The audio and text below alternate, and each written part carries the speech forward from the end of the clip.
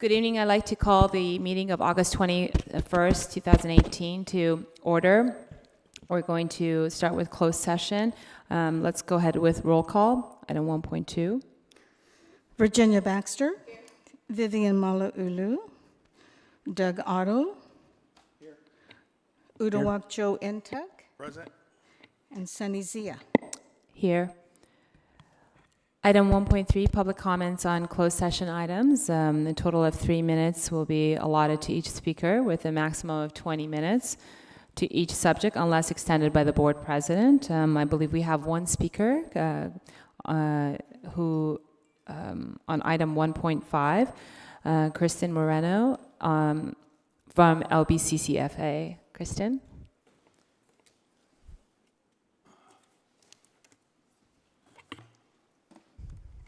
Thank you. Good afternoon, Board of Trustee members, Dr. Amali, Dr. Scott, Dr. Munoz. Most of you know me already, but just in case, my name is Kirsten Marino. I'm a professor in the English department, and I'm LBCCFA Vice President. I want to take a couple minutes of your time to extend the Faculty Association's support and deep appreciation of Dr. Amali's leadership at our college. From the moment she stepped onto our campus, we knew we were in great hands. Her leadership is direct, enthusiastic, and informed. In the last year alone, Dr. Amali made significant strides in lowering our deficit, overseeing a double-digit increase in the number of LBCC graduates in 2018, and increasing our summer school enrollment. This commitment extends to the faculty as well. She is a fierce advocate for faculty professional development, campus safety, and every member of the college. To use Dr. Amali's own words, in the house of Amali, everyone eats or no one eats. On a personal note, I see a college president who identifies problems and solves them. She sees needs and she addresses them. I'm appreciative of Dr. Amali's commitment to our students' success, whether that be in the classroom, in access to mental health and wellness services, or in workforce opportunities. Her drive and accomplishments in the last year at LBCC are remarkable. I know that it has made me want to do more and be more in the classroom for my own students. As you know, there are ongoing challenges for California community colleges right now. These issues are made more challenging by changes in leadership. Continuity is vital at this time. Dr. Amali has helped us to land on our feet and gain forward momentum. FA hopes that the board recognizes the impactful work that Dr. Amali has done. A 4-year contract is standard for community college presidents. We advocate that the district invest in Dr. Amali's contract as much as she has invested in us. Thank you. Thank you, Kirsten. I'm going to read the other items in closed session. Item 1.4 is in anticipated litigation pursuant to Government Code 54956.9A, conference with legal counsel, public agency law group. Item 1.5 will be conference with labor negotiators pursuant to Government Code section 54957.6A, agency representative, Randy Erickson, attorney, unrepresented employee, superintendent president. Item 1.6 is conference with real property negotiators pursuant to Government Code 54956.8, property Los Coyotes located at 3320 and 3340 Los Coyotes Diagonal and 3325 Palo Verde Avenue, Long Beach, also known as the Los Coyotes site property. Negotiating parties, Long Beach Community College District, Seller, Atkinson, Andelson, Loya, Root, and Romo, District Council, and Olson Urban Housing LLC buyer. Purpose is is instructions to negotiators concerning price and terms of payment for the sale of the property. Item 1.7, existing litigation pursuant to Government Code 54956.9A, conference with legal counsel, McCune and Harbor. All right, at this time, we'll go to a closed session. We'll adjourn and come back. Thank you.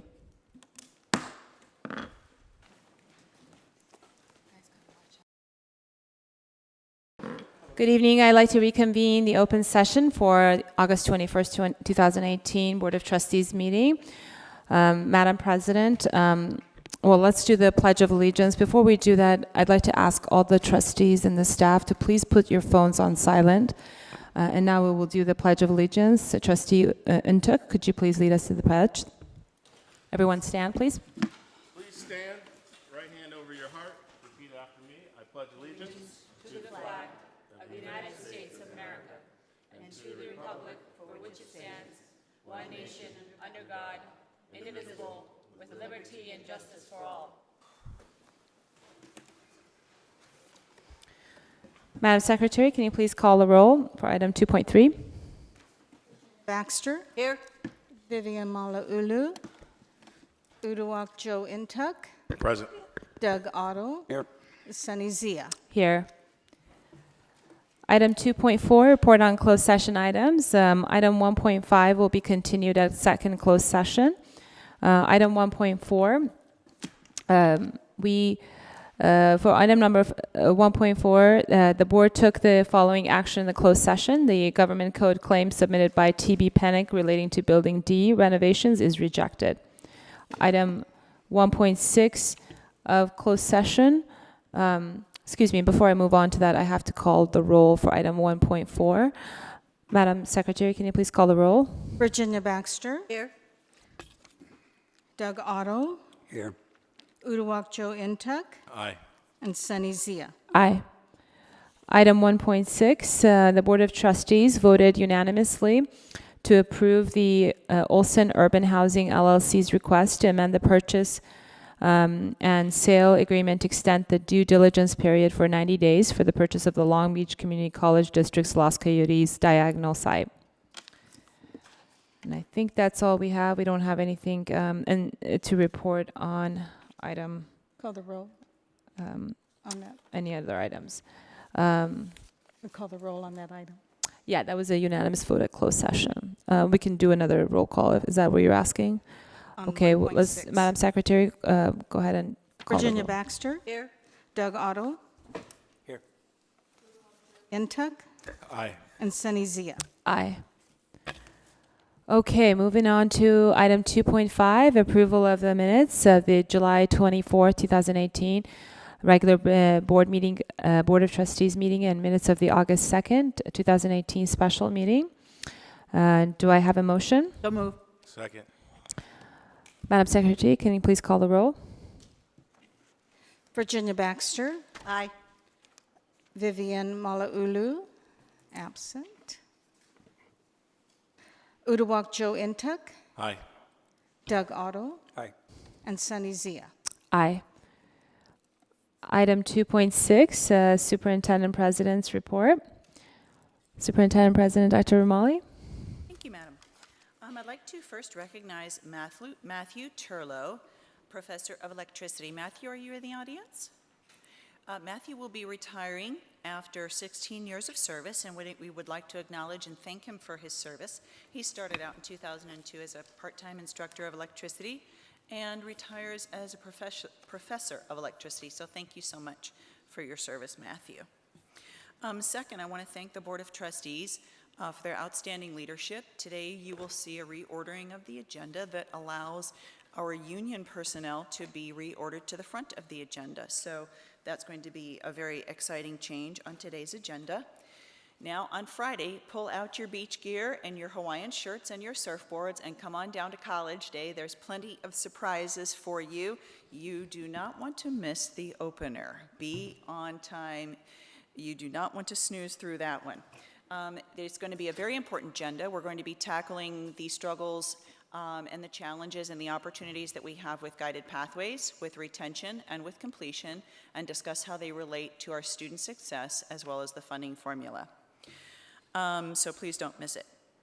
A couple of weeks ago, we had a very exciting grand opening of our Port of Long Beach Maritime Center of Excellence at Long Beach City College. So we will have to come up with a good acronym for that.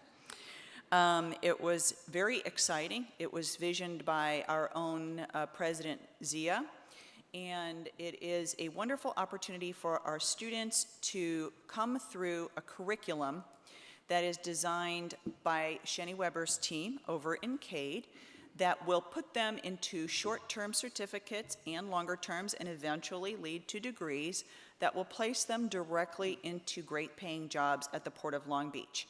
Many of those jobs are union wage jobs, so this is an incredible opportunity to not only get an education, but to get a job at the end of it, and I think that's really going to give us a leg up on our community college competition, so congratulations to everyone involved with that. We're very appreciative of that team, and Shenny's team, Melissa Infusino, and the entire team over there.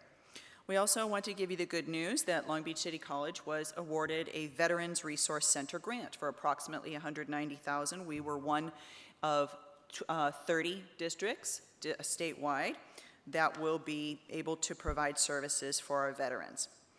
Another exciting initiative is we will be instituting something called Campus Logic. This is a software platform that's going to rapidly increase the number of students who are able to successfully complete their Pell Award notification. And what that means is that right now it takes a very lengthy period of time to be able to package and get them their Pell Awards. This is going to dramatically reduce that period of time so they can get their financial aid and get in class. And we know that their ability to get in class that first day of school is a key indicator and a leading indicator of whether they're going to be successful in that class or not. So this is, I want to take my hat off to Dr. Munoz, our brand new Vice President of Student Services, who we welcome to our second meeting. He's now a veteran, and thank him for helping with this. Not to be outdone by himself, we have another hats off to Dr. Munoz. He will be bringing forward something called Credential Solutions. Our A&R team is going to be very excited to hear this. Right now they're processing between 1,000 and 2,000 transcripts by hand. Now, not only will they be happy to break that down and to automate that, not only will that have a benefit to staff time, that they're going to be happy about, that gets their transcripts processed faster so that the counselors can put them on an accurate transcript evaluated pathway quicker. So they are not wasting time taking the wrong courses. Their transcripts have been evaluated and they can get on that pathway quicker. So there's a double-edged benefit there. Thank you to Dr. Munoz. Now, here's the biggest, we saved the best for last.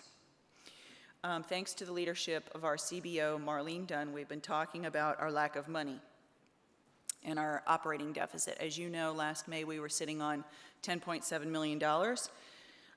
As of a few months ago, we had slashed that 55%, and we warned you that we were not done yet, and we really worked with the campus constituencies to come up with a three-phased plan to eliminate the remaining part of that deficit and to really make sure that all voices were heard and keep cuts away from the classroom, away from personnel, and away from programmatic cuts. You're going to be approving a quarterly report tonight that finalizes out the year. We worked tirelessly. No stone was left unturned as we looked through the phases of this program. And a lot of our efforts, the money has flowed through to the benefit of that. You will be approving, I don't hear drum roll, a quarterly report tonight that drops the deficit for this year to $300,000. Oh, my goodness. Wow. It's amazing. Now, I just don't mean to rain on your sunshine, because that was way too good a sunshine to rain on, but it does not strip away our deficit for next year and the following year, thanks to the uncontrollable PERS and STIRS costs. So it will be very important that we keep to our plan. Work the plan, plan the work. We must finish out the roll of phase 1, 2, and 3 of our budget cuts, none of which involve programmatic cuts. So everyone is to be really commended for that. Marlene, your leadership was absolutely tremendous, and I know the faculty and staff and administrators truly appreciate that they did not have to take anything on their backs thanks to your hard work. So we must stay vigilant, but tremendous, tremendous progress. Madam President, that concludes my report. Thank you. Thank you, Superintendent President Dr. Romali.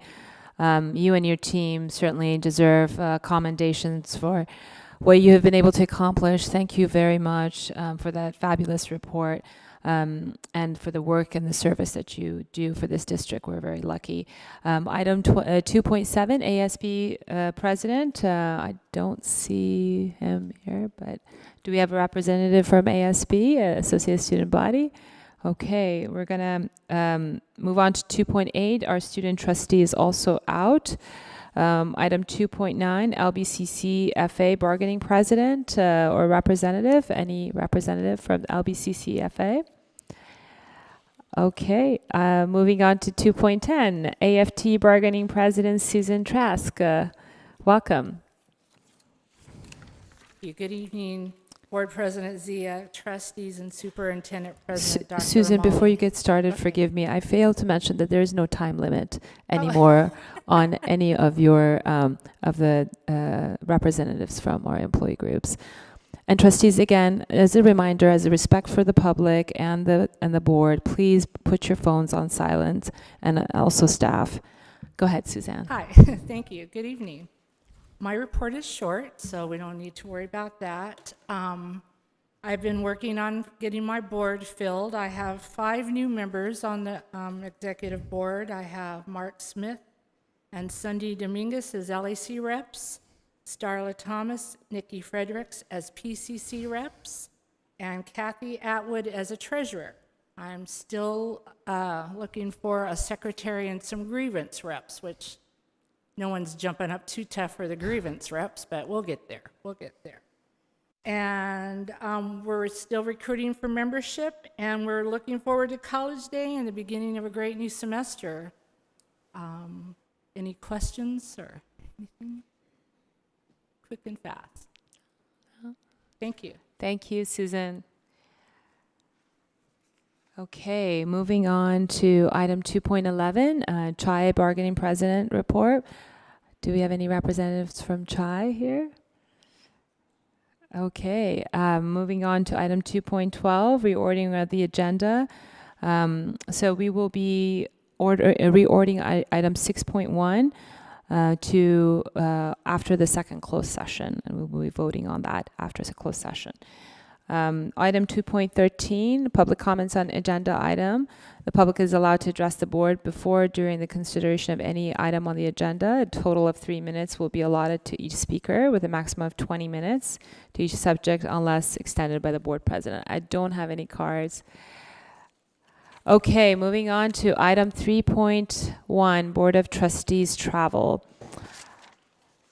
This is a discussion item. The board will review past board travel and discuss guidelines with due consideration given to cost and the nature of the agenda. Per Administrative Regulations 2001.2, the Board of Trustees will be given information on meetings, conferences, or other activities by the Superintendent President, who will recommend trustee attendance based upon the value to the district. The policy that is put on for discussion on the Board of Trustees travel is also posted in the California Ed Code 72423. So I will open it up. Superintendent President Dr. Romali, would you like to say a few words? Sure, thank you. As we have formed a new board, and as we are looking to refresh our policy updates for our next accreditation visit, and make sure that we're compliant, I wanted to give this new board, as it formed, an opportunity to review the decisions that it had made with regard to travel in the past, and make any changes that you see fit, and provide me with any direction that you would like to see, and if so, I will bring those edits back for a first policy reading in September. We did research other districts. We have provided for you a copy of the memo that was sent to you by Board Secretary Jackie Hahn that looked at the conferences that you wanted to attend in the 2018-19 year, which involved some legislative summits, some leadership congresses, and some effective trustee workshops. We did look at other districts, and there are a variety of different ways that they look at travel. Would you like me to go over those or no? I'm having a hard time pulling up my item on my iPad, but the reason I wanted to bring this up for discussion is that it is my request to the board, because we have asked our staff to cut their budget in travel and where other areas that we see that the superintendent president is trying to support the deficit reduction plan. I'd like us to look at reducing our travel. I believe the first, there's a, if we can pull up the expenditures, let's go ahead and pull up the expenditures first of the Board of Trustees, please, for the public to see.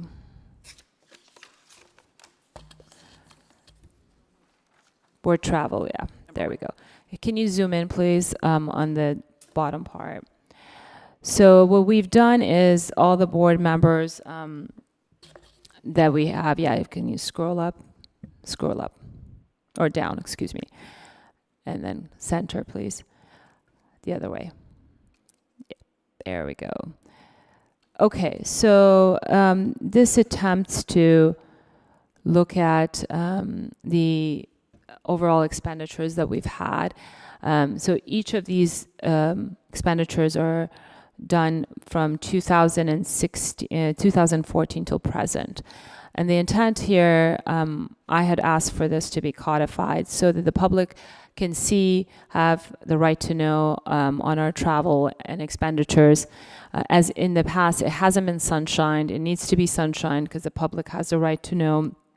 And I'd like to make sure that we have a discussion about this and see where we can land about setting a threshold on a yearly basis and sticking to it. So that's the intent of this this one that I wanted to bring to your attention, and then we can go into the conferences and discuss that as well, and decide which conferences we should go. But I wanted to have a discussion about this so that we can direct staff, if it's the desire of the board, to go ahead and reduce the travel costs. In my opinion, based on our expenditures, it seems to be reasonable for us to have $2,000 per person for the Board of Trustees per year. So a total of $10,000 a year for the board travel, and we can certainly go to conferences that is in excess of that, but we can pay out of our own pocket. So I want to open it up for discussion and get comments, questions. Trustee Baxter? Yes, thank you, President Zia. I want to salute you for asking the board to do what we've asked every other department on campus. And so I think this is really a good thing for us to follow by example. As you can see, I have not spent a lot of money on travel. I'm a little concerned, and I could afford $7.47, but I would like to see the limit maybe $2,500 as opposed to $2,000, but I can live with $2,000, and as I said, I salute you on this. Thank you, Dr. Baxter. It's just a suggestion, and that's great feedback. And it's very prudent for us to, this is just my opinion. Trustee Intuk, do you have any, or Trustee Otto, any input from you on where we should go with setting this threshold? And then, and I want to get into the discussion on the conferences and being a little bit more frugal. Anybody else? Chair recognizes Trustee Otto.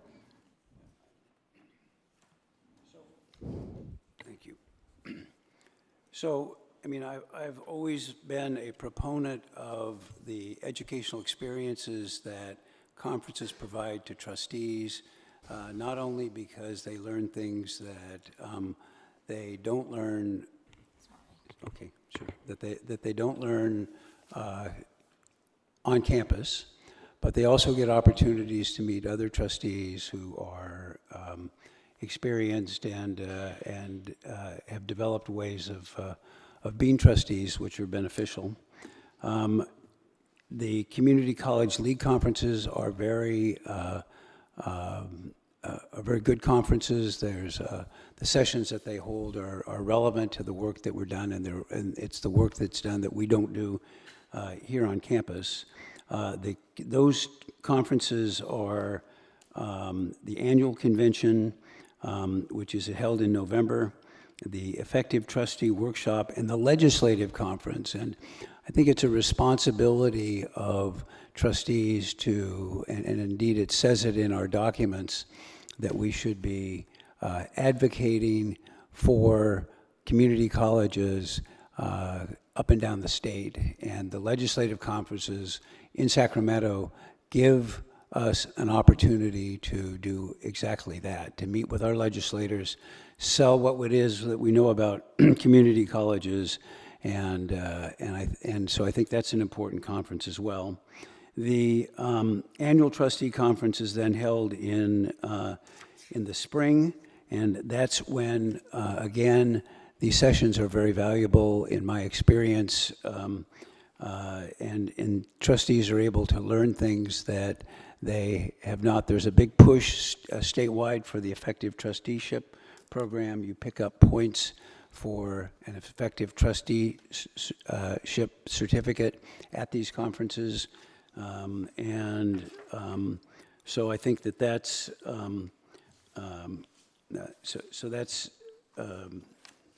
so that's important as well. I'm concerned because I think that the conferences, and I would have to go back and look at this carefully, but if you were to limit the reimbursements for going to these conferences to $2,000 or even $2,500, you probably could only go to 2 of these conferences, and it would be covered by that. In addition to the expenses for the hotel, food and transportation, mostly to Sacramento or where these conferences are held, you have to take into consideration the time away from work that trustees would have to give up the compensation for the work that they would be doing otherwise, unless they're able to get their employer to do things. So I think $2,500 is too low. I think that that doesn't talk about the one conference in Washington, D.C., which is the National Legislative Summit. And, for example, one of the things that is very valuable this year is about Pell Grants, and the push that we're going to be making to get as many students enrolled in Pell Grants as possible in order to increase our enrollment and achieve our goals for student success. And a lot of what's going on in community college work these days is going on at the national level. There's a big push to change accreditation, and it's important that we are on top of that. There's a big push towards the reauthorization of the Higher Education Act that goes on in Washington, D.C. And our legislators back there oftentimes have been able to help us out, and so I would at least hope that there would be opportunities for some people to go to that conference as well. I would think that a $5,000 per trustee limit would be good, would be better, certainly better than 2,500 or 2,000, and give people a chance to learn and become better trustees. So that's my input.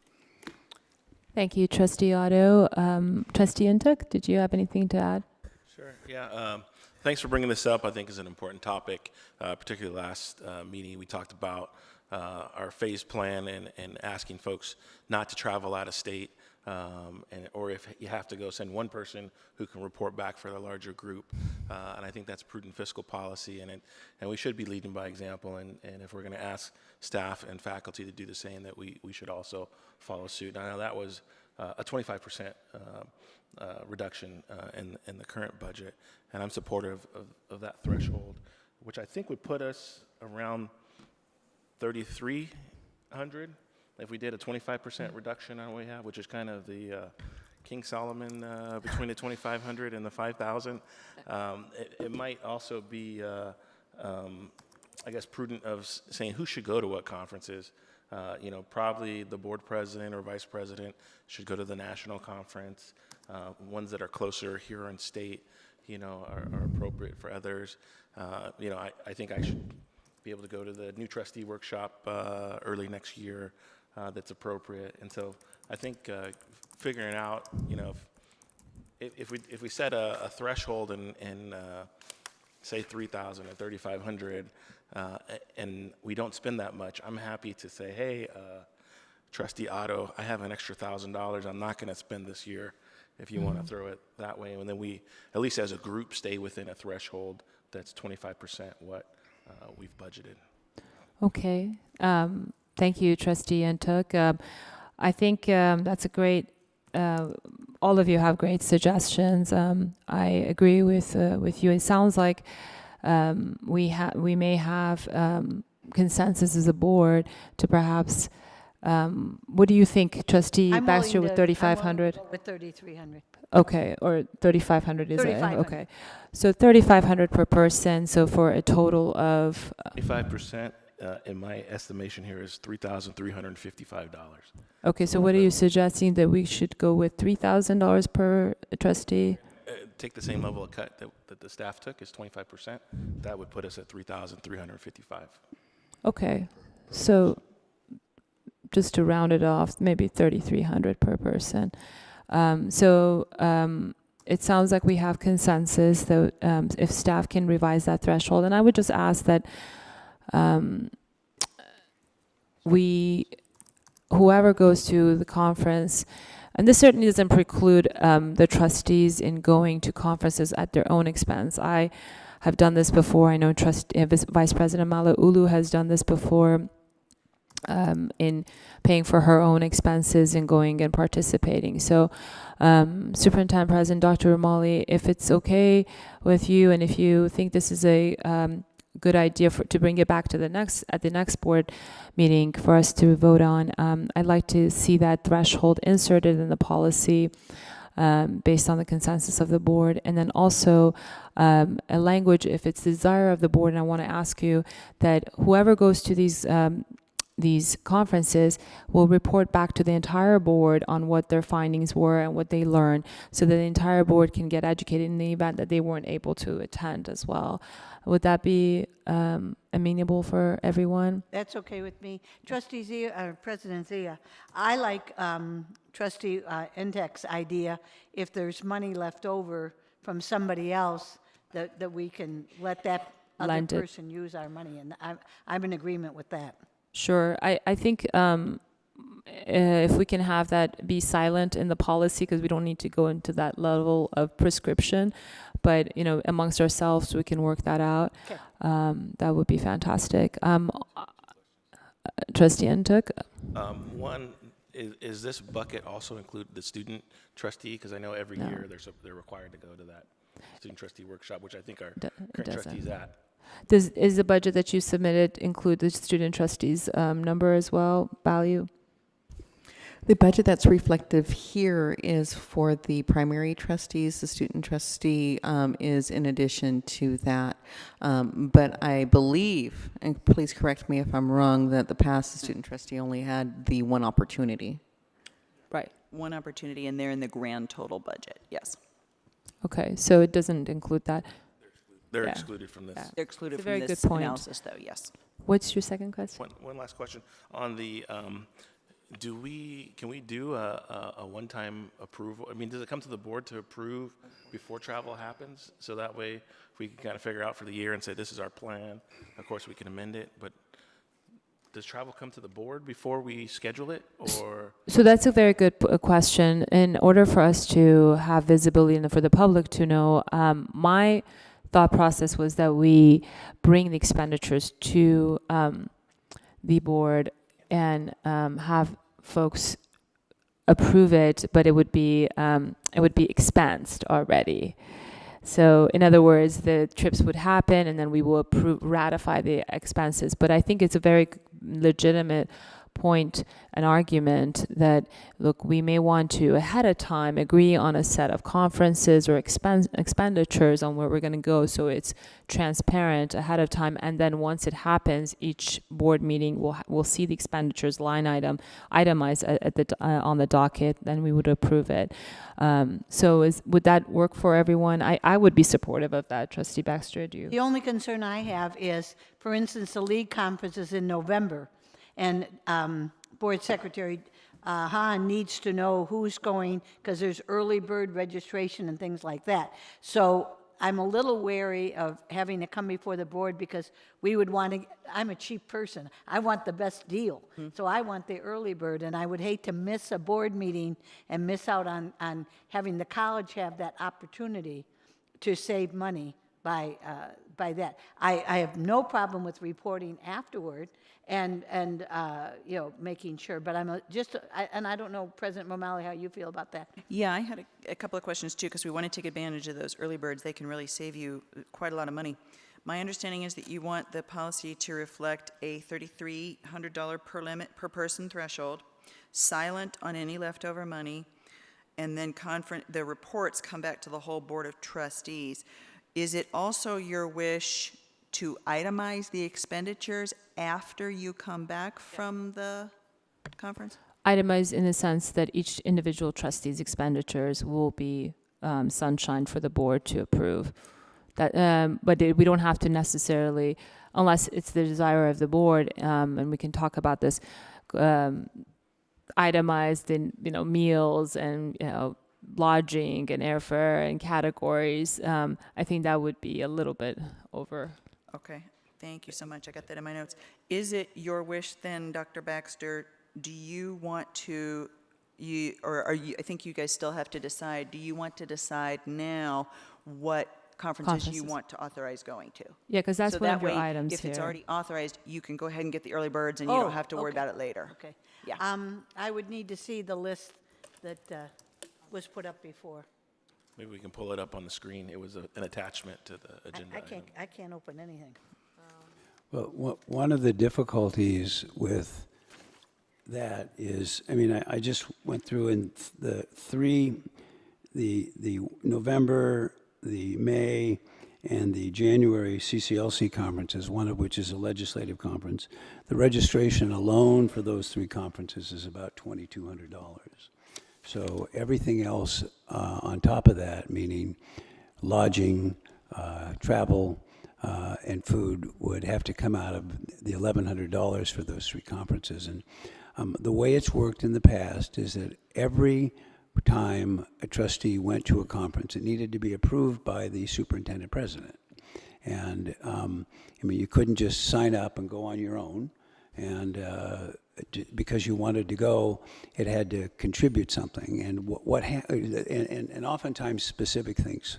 For example, as you know, I've been the president of both the Community College Trustees Association and the Community College League of California, and there are discussions for the upcoming convention that what we might do is do a special session on the liability of trustees because of what happened, for example, at Maricosta College, where trustees got sued with a dispute with some of the employees, and there's a great interest in the doing of that. That might be particularly interesting to trustees here. I don't know, so what I'm saying is these things change, and they come into being.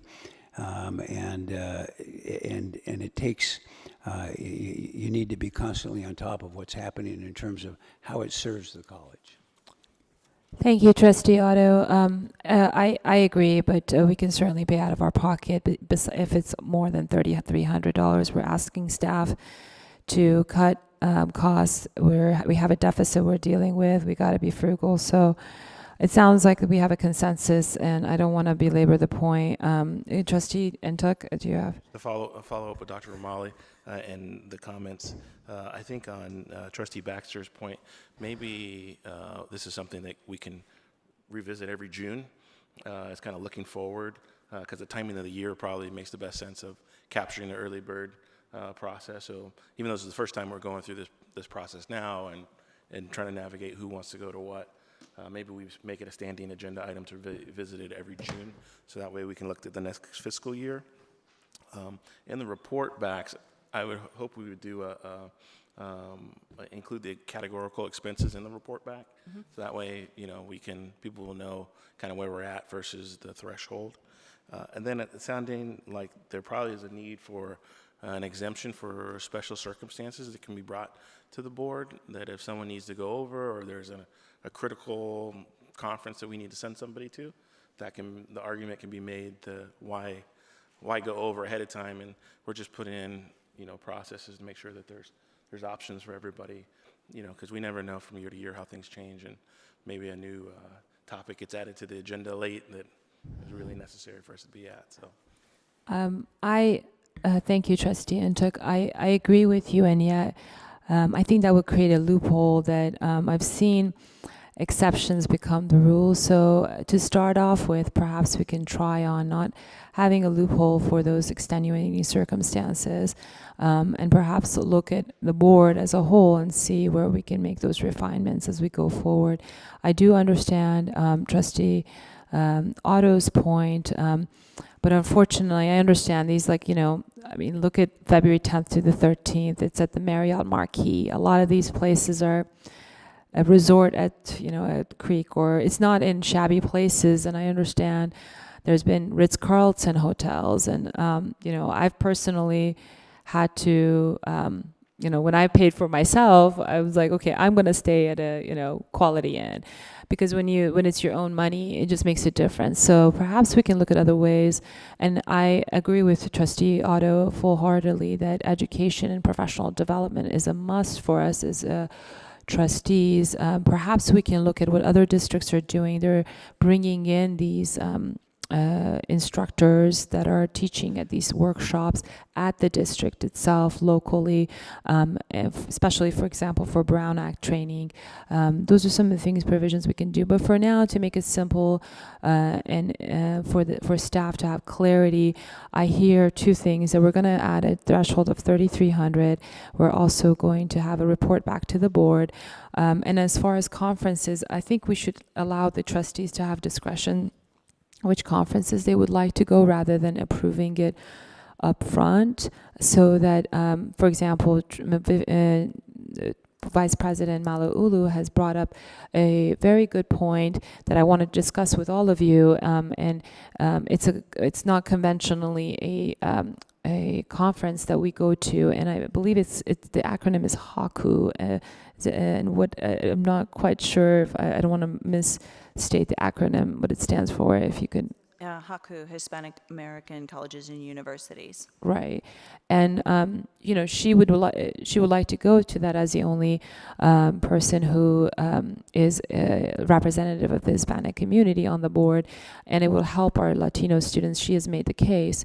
So perhaps, if it's okay with you guys, if we can have discretion on which conferences we want to go to that would add value for the district, would benefit our students, and that way we have some discretion. Would that work for the board? Does anybody have any objections to that?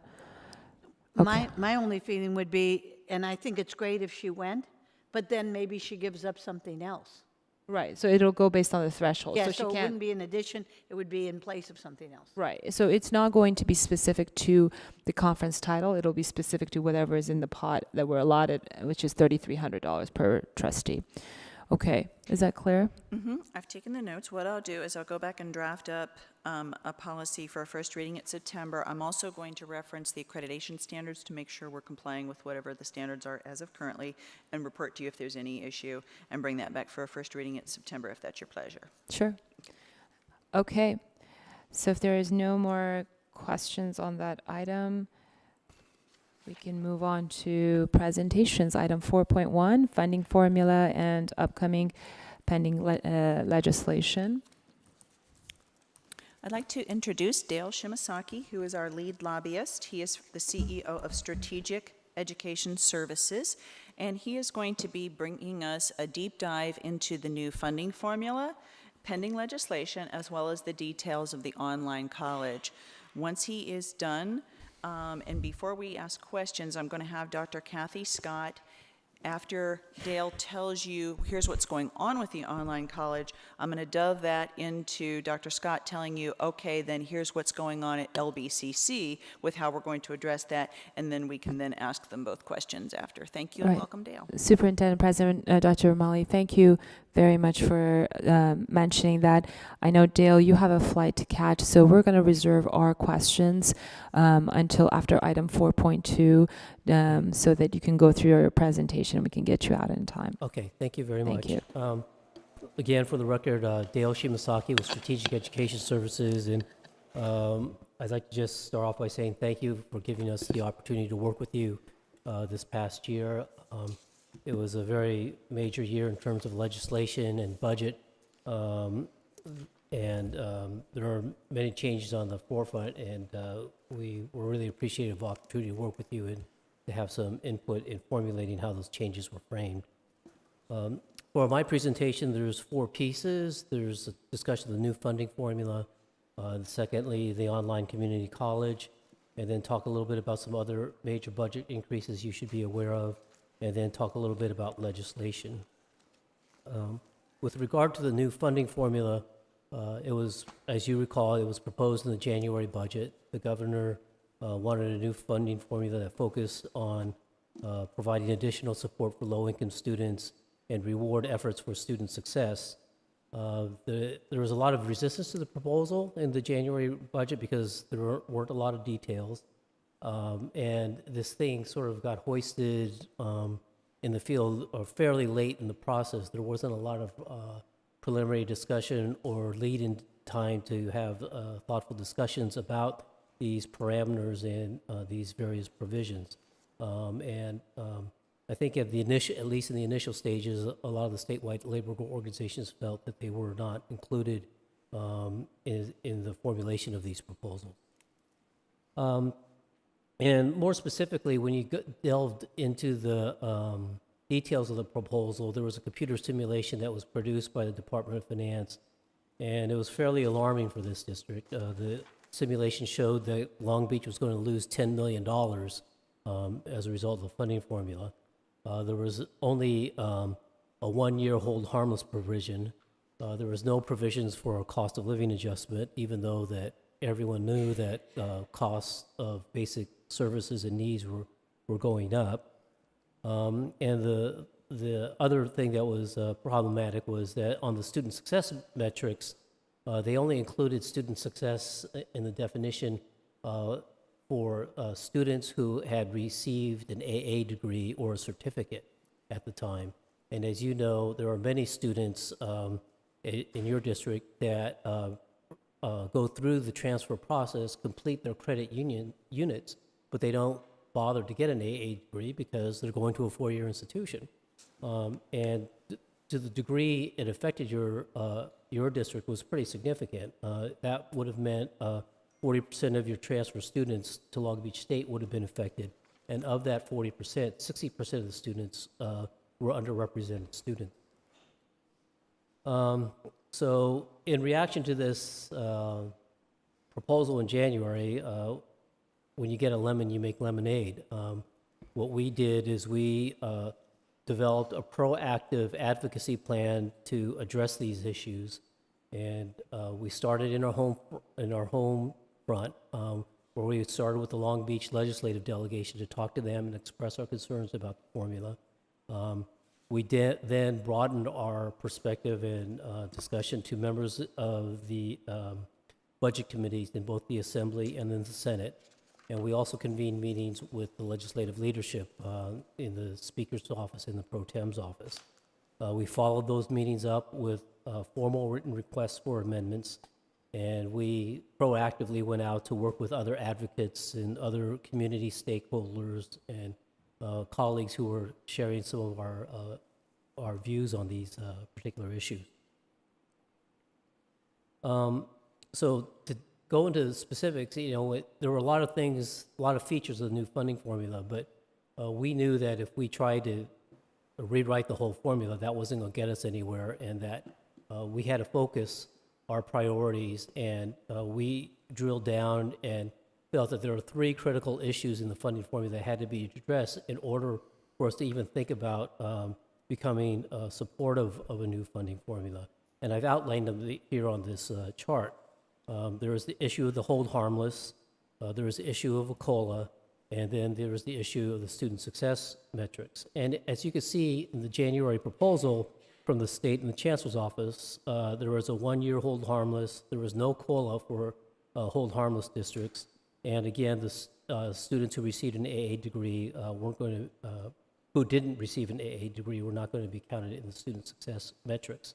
So our request was to address those three issues. And as you can see, our advocacy, we batted 1,000. We got 3 for 3, and it was all, I think, our advocacy and our persistence in just repeating and re-messaging over and over that these were the 3 important parameters to fix the formula. I think it reached the not only the legislative leadership, but also it was a response from the governor's office that these were the things that had to be done in order to make a new funding formula move. On this display, it just sort of shows the path of how the funding formula got developed.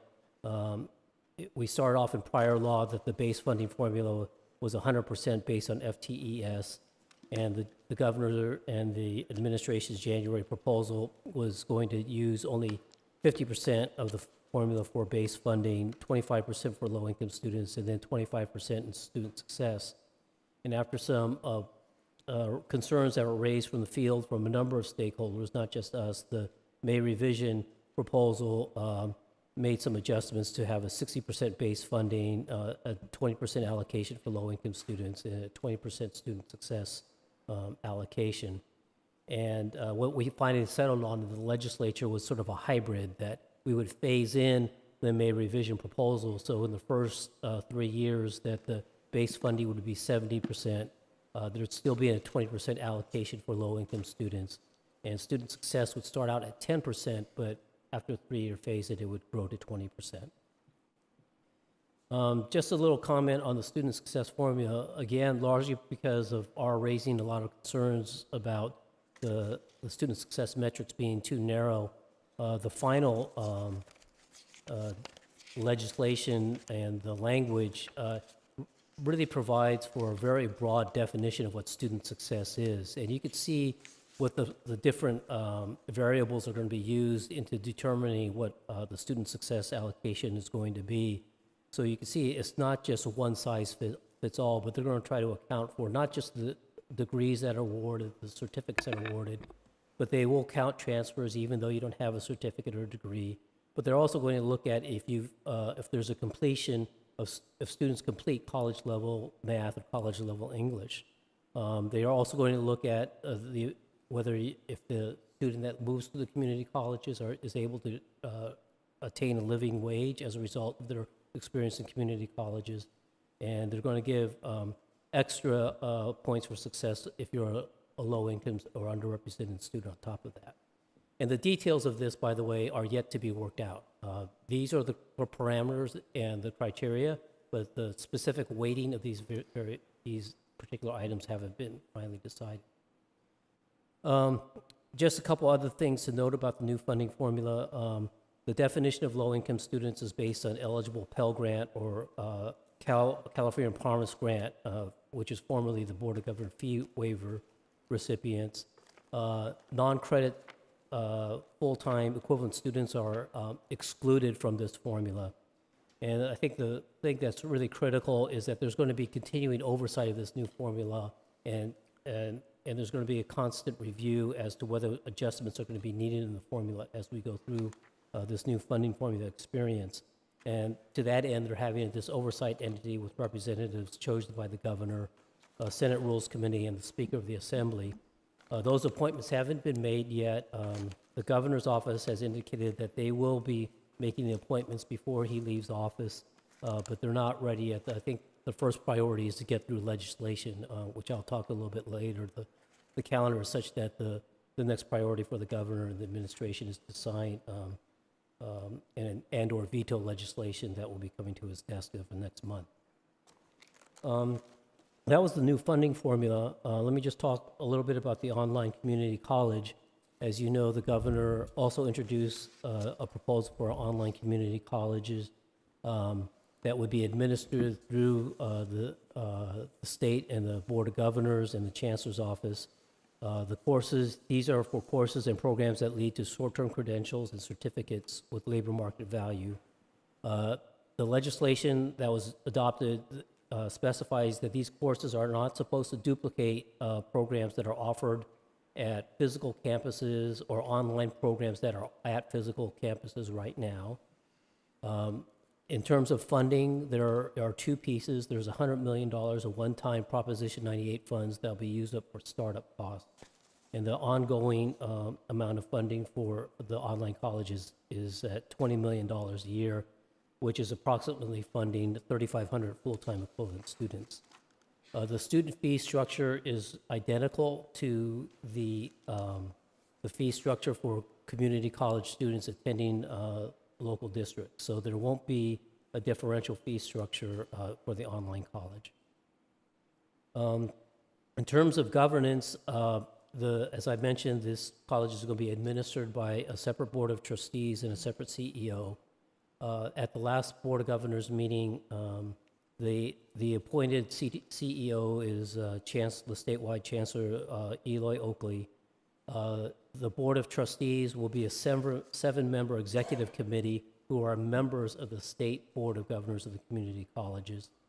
The big subject that was discussed at the Board of Governors meeting about the online college is what does the CEO, what does the job description look like, and what kind of person do we want to lead this online college? Is it similar to a campus or district president, or is it someone from the technology firm or the technology industry, or is it a hybrid thereof? And obviously what flows from that discussion is, what kind of compensation level are we looking at? And then what kind of job description are we looking at for this kind of a person? And this was one of the primary discussion points at the meeting.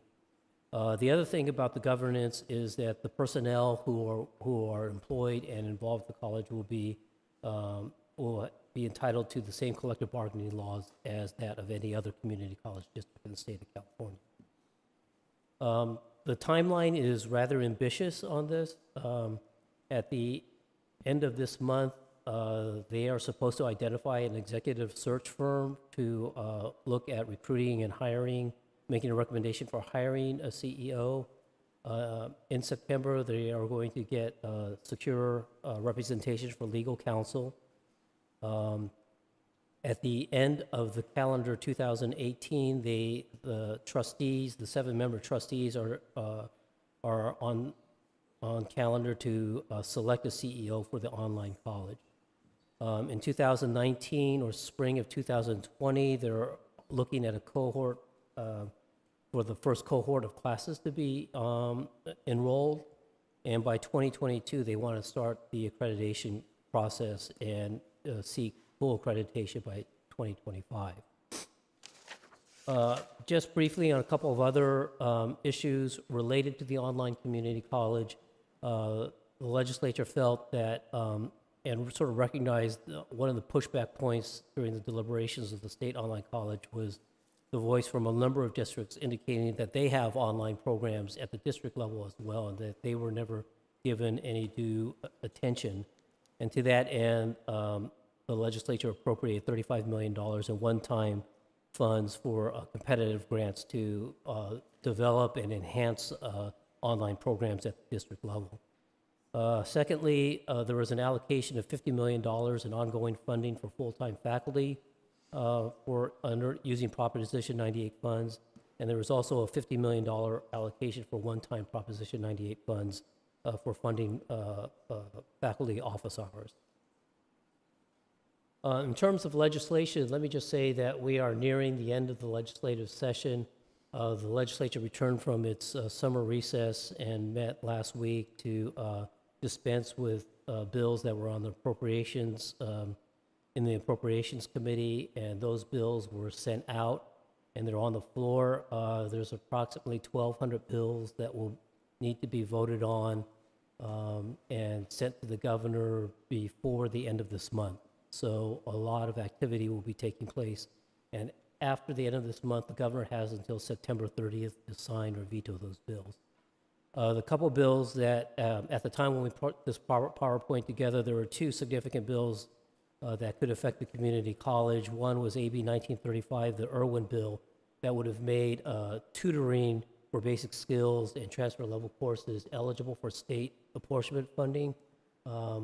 This bill had a lot of support from both the chancellor's office, from a number of school community college districts, and a number of nonprofit organizations such as the Campaign for College Opportunity, TICAS, Public Advocates, a number of organizations. However, it did not get out of the suspense file, and it will have to be addressed next year. The second bill that has received significant attention in the community college is AB 3101 Carrillo, which it revises the CCC Apply application, which is the online application that all the colleges in the state use for applying to and getting enrollment into the community colleges. The issue that has been raised in a certain number of colleges, there's been what's been known as an abandonment rate on the application. I don't know if you've seen the application yourselves or worked with it, but if you printed it out, it's the equivalent of 12 pages long. And it's for many, it's a cumbersome document to get through. And what's happening is that a number of students or would-be students who want to apply to the community college, they go through the data elements and answer all the questions, and it gets too cumbersome and the questions are a little bit too difficult to harness, such that they just abandon the application, they just drop it and they don't apply. And I guess the proof in the pudding was that the chair of the Appropriations Committee, Anthony Portantino from Glendale, Pasadena, tried to sign up for a community college course using CCC Apply, and he got into it for 10 minutes and he got frustrated and he dropped off. And he's one of the statistics who abandoned it. And when we talked to him about this bill, he goes, I know exactly what you're talking about. This is the exact problem that I had, and we need to have something done about it. So the bill is moving through the legislature. This bill will create a task force of community college districts throughout the state to try to design an application and sort out the elements that are only needed at the time for application and admission to the college. Other data elements that could be collected later, for example, at the time of enrollment or at the time you apply for financial aid or at the time you enroll in counseling programs, they will look at that point of which data might be collected or needed instead of trying to pile it all on into the application. So that bill is still moving through the legislature. Let me just stop right there so we go to the next presentation. So, and I'll come back up for questions, answers, discussion. Thank you, Dale. So we're going to move on to item 4.2, the student-centered funding formula. And I'm assuming Vice President of our Business Services, Marlene Dunn, will present on the student-centered funding formula. Marlene, if you can take it away. And Thank you. Before I begin my presentation, I want to give Dr. Scott an opportunity to mention the online college and how it affects our college before we leave that topic entirely. Thank you, Marlene. Firstly, the online college it's been clear that the focus is going to be on CTE. And the Chancellor's Office first came out with a fairly comprehensive list of the types of programs they were thinking of putting onto the online college. And that list included disciplines such as child development, culinary, advanced manufacturing, and healthcare. And all of those were clearly duplicative of programs that we already have. In later documents from the Chancellor's Office, they said that their first two programs would be information technology and medical coding, both of which are also duplicative of our programs. The information technology, as we understand it, and not all the information is out yet, but we believe that it is the support functions involved with information technology. And that would align probably with some of our certificates, perhaps computer hardware technician, computer network technician, and Microsoft Windows network technician. We have 14 certificates in information technology. All of them are 100% online already. So we would be in a strong position to compete with the online college. The one thing that they are going to have that we wouldn't is they don't have to adhere to the academic calendar. So they are suggesting that they would have multiple start times, perhaps something like 40 different start times throughout the semester, and that is nothing that we're currently allowed to do. So that's something we would have to look at, and we might perhaps be able to schedule classes late start, short term, things like that to try to to compete in that way. The medical coding is also duplicative. We have a certificate in medical insurance billing, and it is currently not online, but we are looking to put it online, and we are also looking to expand it because we know that it is not as comprehensive as it needs to be. So they'll be doing some curriculum work on that this fall. The online college is also claiming that they're going to be looking at credit for prior learning as a way perhaps to give credit to students who have learned skills outside of the classroom. I'm on the statewide task force for credit for prior learning, and we have our meeting coming up in early September, so I'll be interested to see what they have to say about that. We're working with Josh Castellanos, I just need to say, to make sure that we're marketing our online programs because they are excellent. The COST program in particular is one of our stellar programs, and the fact that we have 14 completely online certificates is a huge accomplishment. In regards to CTE specifically, the faculty have been working very hard this summer to create the documents that are needed to offer their courses online. For 61 CTE courses, they have created those documents, and all those will be going forward to the first curriculum committee meeting. And I have a list of those. It includes culinary, family and consumer studies, public service, trades, construction, drafting. Those are just some of them. So we are clearly competitive in terms of online, and we are becoming more so continually. Just to give you a brief update on our online offerings beyond that, we have 19 certificates currently that can be offered completely online. 14 of those are in the COS area, computer office systems. We offer 4 local degrees, which are our local associate degrees that can be offered completely online. 2 are very close to being there.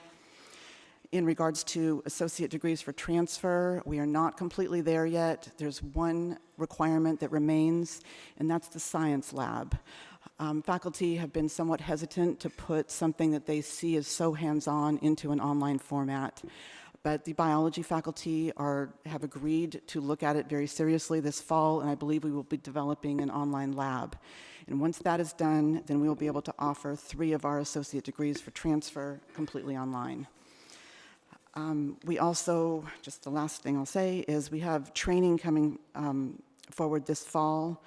Melvin Cobb, who's our faculty member reassigned to work on distance ed, is going to spend the majority of his time working with faculty to train them to teach online.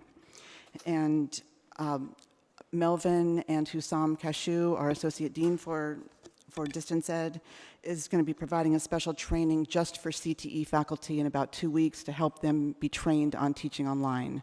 We're doing everything that we can because we know that this will affect our CTE programs more than any other. Thank you. Okay, so what I'm going to do is continue the conversation on the new student-centered funding formula. We heard from Dale a lot of context for how we got to where we are, so I'm really going to try and focus on what does this mean to us in dollars.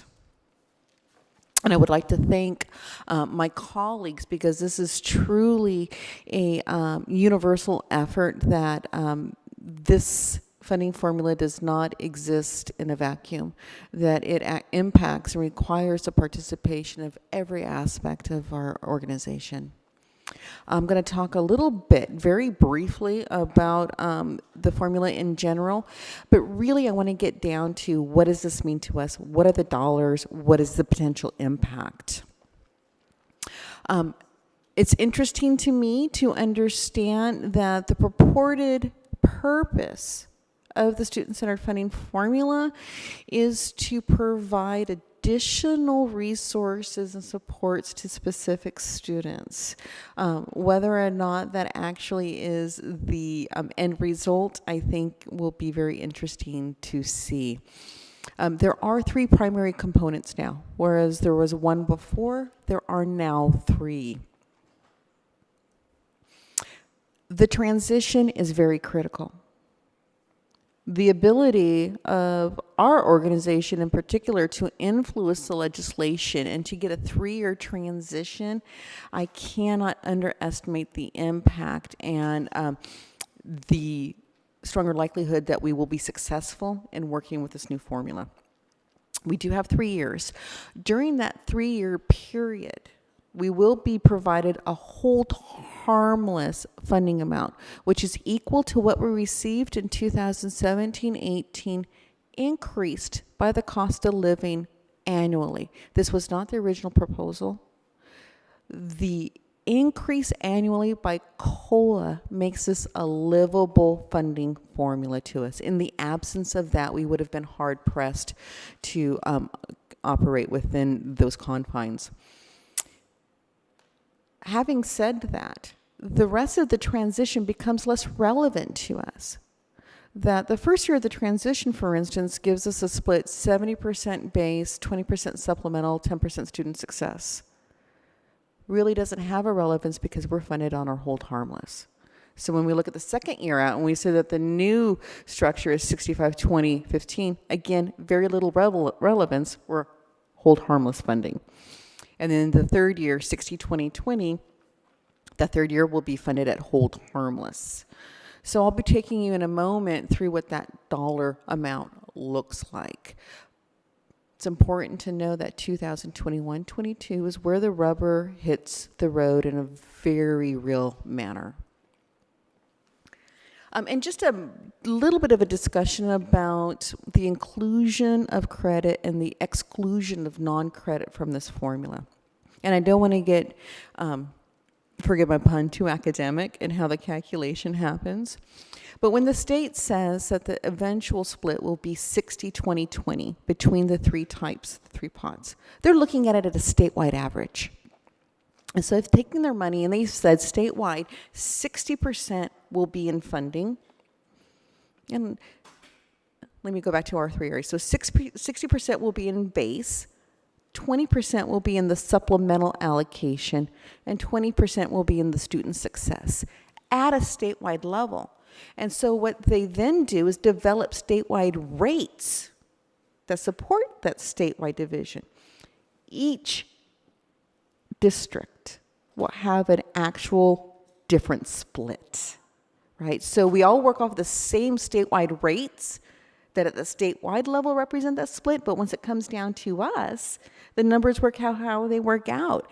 And so if we have greater proportion of enrollment, lower proportion low-income students, lower proportion of completion, our division might be 75-15-20. It all depends on our uniqueness. And so when we talk about how non-credit is excluded from the formula, what that means is non-credit continues at its previous rate increased by COLA. So the base rate is reduced to only be 60%, but the non-credit remains at that higher rate. And so that's how they accomplish that. Non-credit is still within our total dollar amount, but its funding per rate is still at that original level. It's not been reduced. So it's been protected. We are not getting a reduced 60% rate. Instead, we're having a 100% rate. You'll see how that operates as we move forward. The other important and critical dynamic is that we are no longer funded on a single year FTES. It will now be a 3-year rolling average. The reason this is important is when you're in decline, it lessens your decline because you're going 3 years. Your higher year 3 years ago helps cushion your fall. But when you need to grow, and we've had declining FTS and we need to grow, it actually lessens your growth because your low historic third year actually reduces your average even if you have a higher current year. And what's interesting to me is how the FON is based on your actual current year. These are issues that we will need to see refined as we move forward.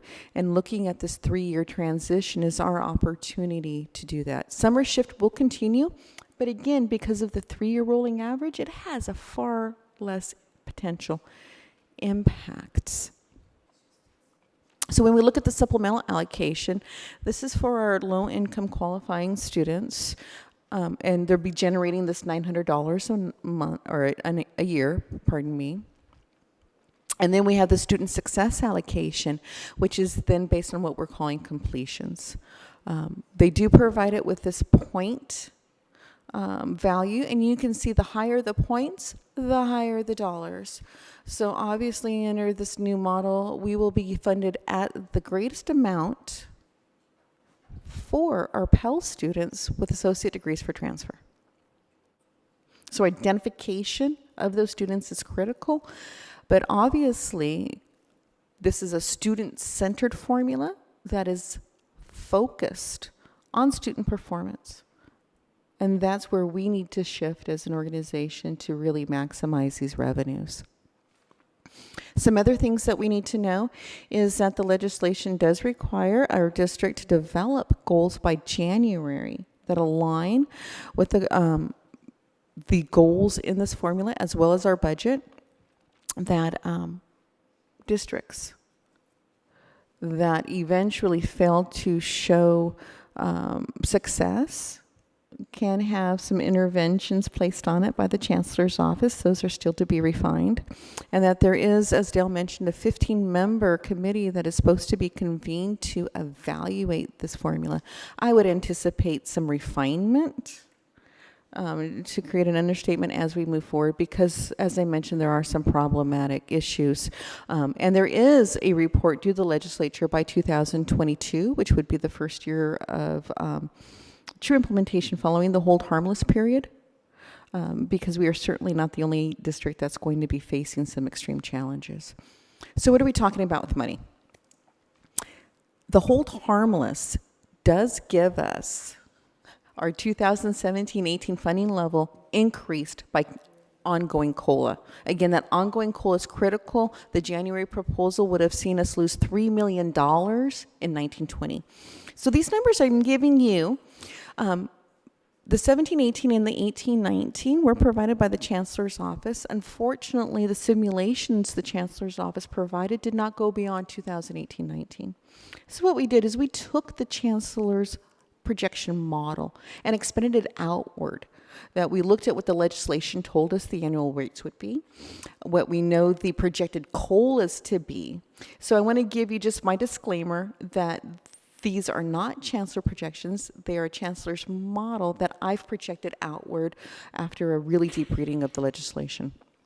And so over the course of the next few years, because of the impact of the increase in ongoing COLA, we do see some revenues that we can depend on, that these are knowable. And just to remind you that our PERS and STIRS costs do go up about $2 million a year. So when we see the increase in revenues, we can't get too excited because our increases in expenditures pretty much zero them out. So if we do nothing, this is what we get. This is our funding.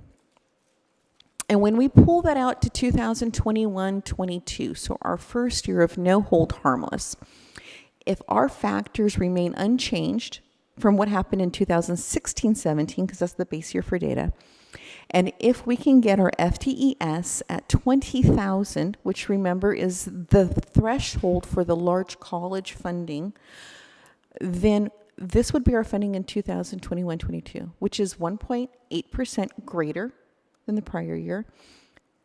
Obviously, when we look at a 3.42% COLA in that year, that's only about half the COLA. So while it would be an increase, it's not equal to the COLA by any stretch of the imagination, and so that means we would have a significant problem in keeping up with regular ongoing natural increases. It's not as much of a cliff as we perhaps thought it would be, but make no mistake, this is a cliff. Failure to reach that 20,000 FTES threshold would mean that we would get about 1.25% less. And actually, that's just the loss of the large college status, the loss of funding would actually be greater because we would not get the base allocation or the associated supplemental and student success allocation. So we're actually looking at closer to about $2.5 million less in that third year, should we not reach that 20,000. So that is a critical goal. Now, working with Dr. Munoz and Dr. Scott, and looking at what are reasonable improvements that we can target outside of maintaining that 20,000 FTS. What else can we look at? They identified some specific factors that they can have reasonable goals for improvement over the course of the next 3 years, including increasing our identification of the Pell Grant eligible students by 20%. This means these are already our students. We can do a better job at identifying them. Once we identify them, we get more funding for them in the supplemental, as well as when they complete, more funding on the student success. So this gives us double the bang for our buck.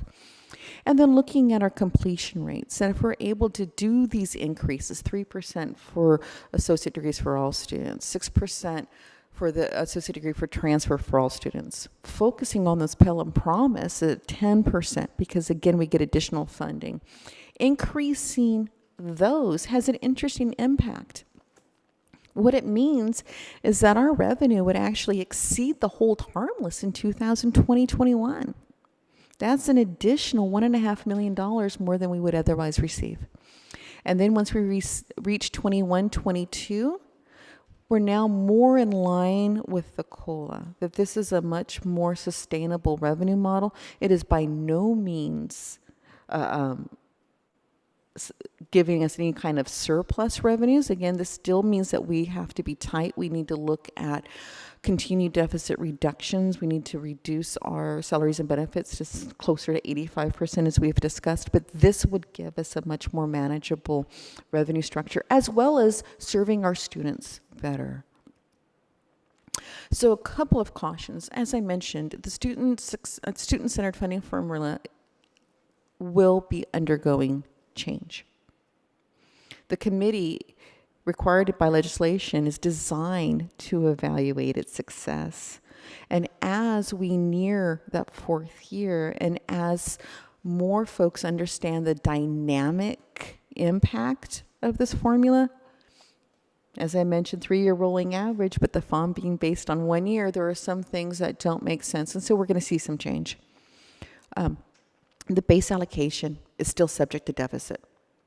So even though we have these rates that are in legislation, if statewide funding is not sufficient to fund all districts' allocations, there will be a deficit. As a matter of course, we project a 0.5% deficit now, but that deficit could increase because the other two areas of the formula cannot be deficited. My third bullet, I can't say often enough, that the statewide economy will have a downturn. It's not a matter of if, it's when. We are nearing a record economic improvement period for the state. There will be a downturn. The state's rainy day fund that Governor Bowner has established is sufficient for 1 year, and then it is exhausted. And I've never seen a 1-year economic downturn. So we do have to recognize that planning for that downturn is critical, that if we don't have reserves sufficient enough to ride the wave until we can get to improvement, we would not be doing our due diligence and preparing for this unavoidable event. And as I mentioned, my projections are based on what the Chancellor's Office released, and those were applicable to only 2018-19.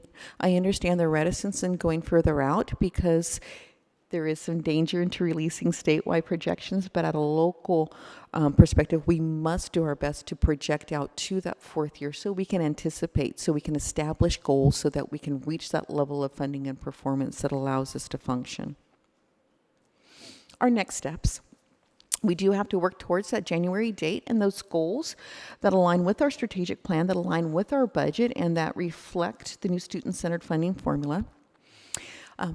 Monitoring with Dale's assistance and through our various organizations the status of the formula as it continues to evolve, and to respond to it, and to do our best to play a part in driving the necessary change, to have a voice in those conversations.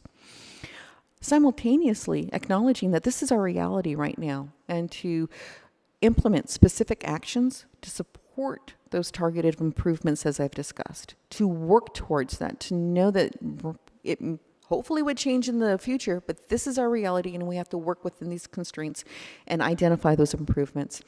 And then to track the progress on those improvements, to assess the success of those actions, and to be a nimble and flexible organization that allows us to react to these. What questions can I answer? Board members, does anyone have any questions, comments? Trustee Ntuk? Thank you, Vice President Dunn. I guess we covered two topics of the funding formula and the community college online program. But I first had questions on the formula. It's very similar to see the SCFF, just like the LCFF that K-12 had, about 4 years ago. And there's been changes and adjustments to it. But I think of my engineering hat of modeling. Have we gone back and done any history matching to say if these allocations were applied in the last 3 years, what would be the potential funding outcome, or how would we have been impacted if this formula was applied 3 or 4 years ago? Have we done any of that? We have look back or historical. We have not gone through that exercise, and in large part it's because this is also brand new. I explained my experience trying to project forward, so we haven't really been able to apply it backward, but I think that's a fantastic suggestion. I do know that we recognize that we have room for improvement in our completion, and that's been a focus certainly since I've joined, and prior to my joining as well, that is the focus on how do we serve our students better, and that there's a natural alignment in maximizing our revenue under the formula as we improve those services. And follow up to that, it's also, I've heard the echoing cry of recession is coming and recession is coming, and I believe it is. And also looking back in past recessions, and I don't know if we have this data is available, what happened on campus as related to the funding formula? Is there any way for us to look forward to say, when the dark clouds come, this is what typically happens at LBCC? Even though I know the cohorts change from every 3 to 4 years or 6 years, it's hard to say what happened 10 years ago is applicable to today, but it might give us some foresight into what a future recession. I think I'll let Dr. Scott address how recessions affect our student enrollment, because it is a little bit counterintuitive. It's kind of strange how, if you look at local unemployment rates and look at our retention rate, they completely mirror each other. So when people can get jobs, our retention rate goes down. It's almost completely precise if you look at the numbers on the graph. So when recessions hit, typically the community colleges do better. When the economy is strong, students tend to go out and get jobs, and it's really important for us to market, as Jorge has said many times, the value of our degree, rather than having students pick up a second job where they earn minimum wage. And I know people need that very, very badly, but it's important too that students stay in school so their longer term future is better. But the chart from Institutional Effectiveness shows that it completely mirrors it. And then on the other side of the coin, at a state funding level, education has been the first cut that has been made. That all other portions of the state's general fund have been protected with the exclusion of K-14 education. So Prop 98 was suspended during the last recession, and we saw greater than normal deficits.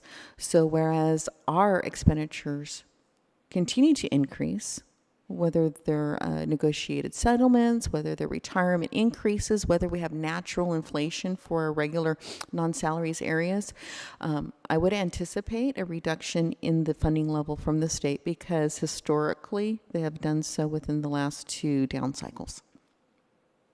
And then also on the looking through the hold harmless scenarios in the next 3 years, what if we overperform and hit some home runs? Is there an opportunity for us to get more money before 2021, or is that not on the table? That's a fantastic observation. The hold harmless is the floor, not the ceiling. So in this model, when I looked at doing those improvements in those areas I identified, not that I identified, that my colleagues identified, that in 2020-21, we actually would exceed the hold harmless. So if we improve our FTES and our completion and our identification of low-income students to that extent, we will get the greater of the hold harmless or the actual funding formula itself. How likely is it that we can have that kind of improvement in 1 or 2 years? In my model, we looked at 2020-21 as a more likely year if we achieve all those goals and if we achieve that 20,000 FTES. So those are a couple of big ifs. But absolutely, if we are able to really have some home runs, then yes, we get more funding now. Great. And last two questions on, and I have questions on community college, but I'll wait till later. But the last two questions on the funding formula: how is international students considered in the model? Are they considered just normal students in the base allocation, or is there any consideration for that? The international students, their funding is not changed under the funding formula, so we continue to receive the higher international revenue for them. Okay.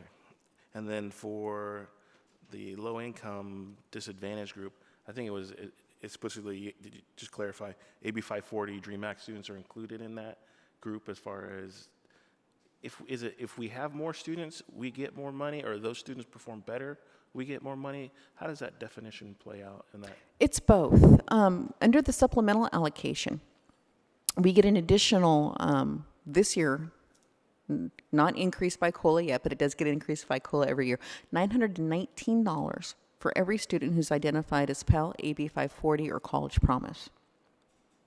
So at a statewide level, 20% is $919 per student.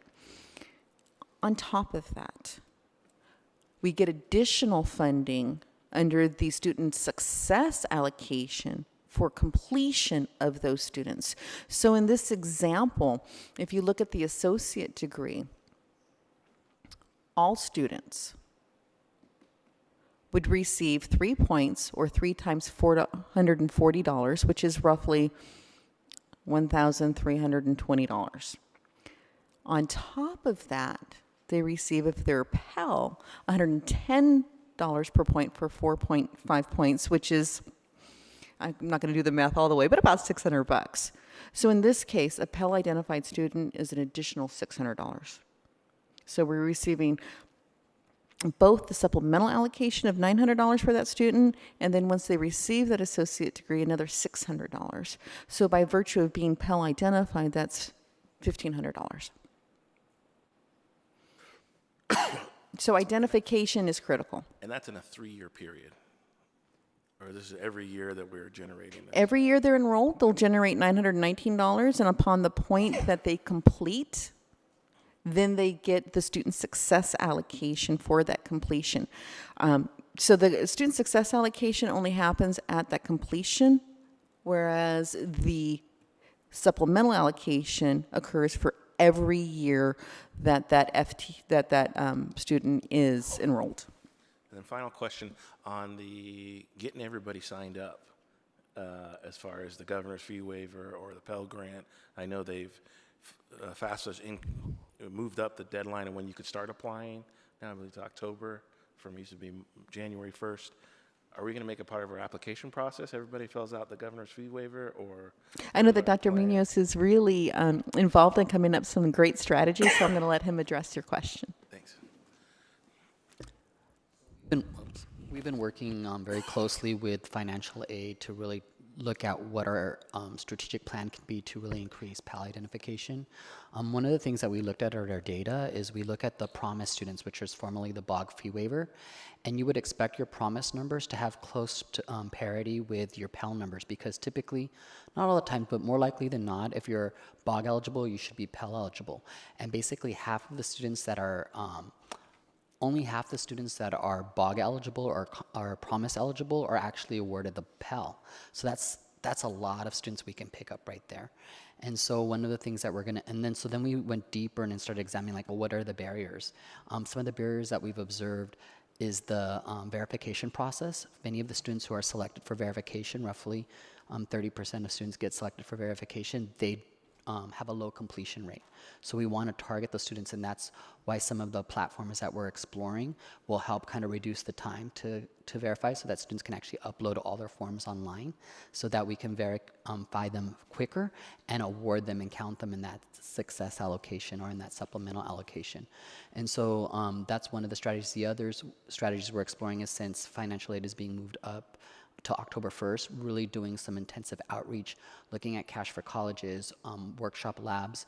We had our Student Services Leadership Council retreat last Thursday, and I put forward 5 priorities for the area for consideration, and one of them is increasing Pell awards by 20%. So we had a very robust discussion that this is kind of everybody's goal. It's not just financial aid. So how do counselors within their counseling appointments have conversations about, hey, let's check your financial aid portal and see what's missing, or have you applied for financial aid yet? And so really making sure that those touch points, it becomes a key performance indicator for the entire service area, not just being owned as an indicator by financial aid. So just to kind of summarize, we're really looking at increasing, really going after existing students, and really specifically the college promise students, and moving them over into the Pell column. We're also looking at reducing the time and effort it takes for students to get verified, because that's a barrier. We're also looking at making sure that this indicator becomes an indicator for all in student services, so not just being owned by financial aid. And then the 4th prong that we're exploring again would be the intensive outreach and support, having conversations with the Welcome Center as well. I met with Dwayne Johnson today to talk a little bit about what that might look like in terms of providing some support for students. What we've seen is most of our systems are designed for students that are pretty self-directed. And so we need to make sure that we're redesigning our services in a way that if students need some of that support, they may not fully have the agency to move through all of our systems, that there are places where students can go to get that support. As we know, going to a counter or a window doesn't necessarily facilitate helping you with applying to financial aid or figuring out what forms you're missing or what form you need. So we need kind of these high touch point offices on campus to help with that. And so we're looking at exploring all of those. And so right now that we actually have the targets as well as the metrics and the priorities identified, the next piece is exploring what solutions and what activities we're going to be implementing to help us reach those targets that are outlined, specifically like the 20% Pell identification or the Associate Degree for Transfer Reform to Completion team. That's going to be working and really using data to drill down and identify Pell eligible students who are close to completing an ADT, and we're going after them intensively. Great, thank you so much. I'm excited to see that roll out and the changes that are coming, so thank you. Any other questions or comments from board members? I have a couple, please. Trustee Baxter? Okay, fine. Could I start, Dr. Munoz, since you talked about the Pell? Years ago, we were one of the highest Pell receiving institutions. Where do we fit now? So I would need to actually go and look and compare. In the new simulation tables that have been released by the Chancellor's Office, we can compare ourselves against the other schools. I did look at Cerrito. For me, I just kind of looked at the schools that typically we lose students to, and so we are pretty comparable to where Cerritos is at, but remember, they're smaller. So we have to take that into consideration as well. So we have some clear work that we need to do in packaging financial aid.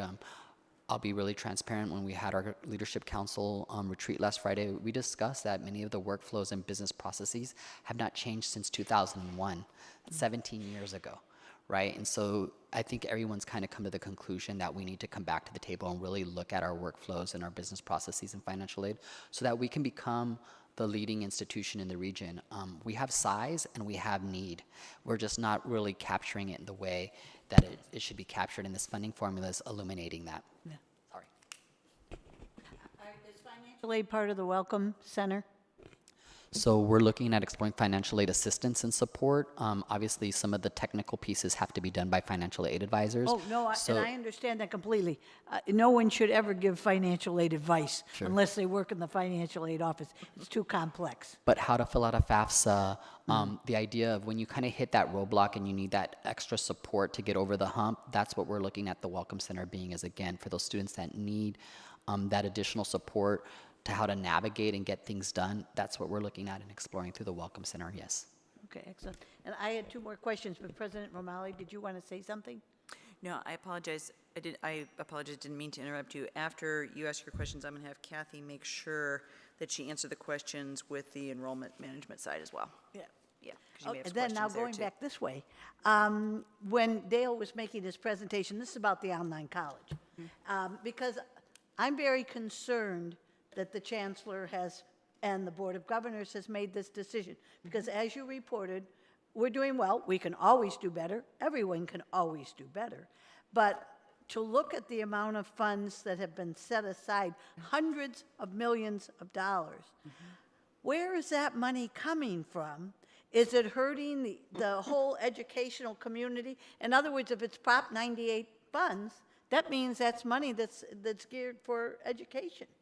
So maybe I'm not asking a question, maybe I'm stating a fact. You know, I'm concerned about that. Here are my two questions, because I have to write it down so I don't forget. You know, where is the money coming from? And then how will this online college affect our FTESs in our online classes? Are those too hard to ask? No, I can answer the first question for you. The online college is being funded from Prop 98. So if not used for that purpose, it would have been available, yes, for another purpose. What the other purpose would have been is unknown. There was a lot of last minute negotiation, and so the final budget looked far different than it did at the May revise. But yes, if not used for that purpose, it would have been available for another Prop 98 purpose. And also, that was a good answer, but we also lost about $2 million in instructional equipment money that should have come here, that ended up being diverted, I would assume, to pay for that. Our instructional equipment allocation was much, much less than what we typically get, and we use it for both instructional equipment and facilities enhancements. Wow. So we know that some of that went there. And I guess I'm concerned because they're not going to be accredited till 2022. And it seems very bureaucratic. They're going to hire a CEO, and they've got this 7-member trustee group and all that, and it makes me very nervous with the size of budget that they have. Yeah, it's concerning because we offer fabulous programs in these areas, and like I said, our computer office programs are 100% online, and we have 14 of them, and they're wonderful programs. Very successful. Did you want me to? Any other comments, questions? Could you just add a few comments? I know there was concern about enrollment. Could you just speak very briefly to the enrollment management retreat that's being held tomorrow? Sure. Thank you, Dr. Romali.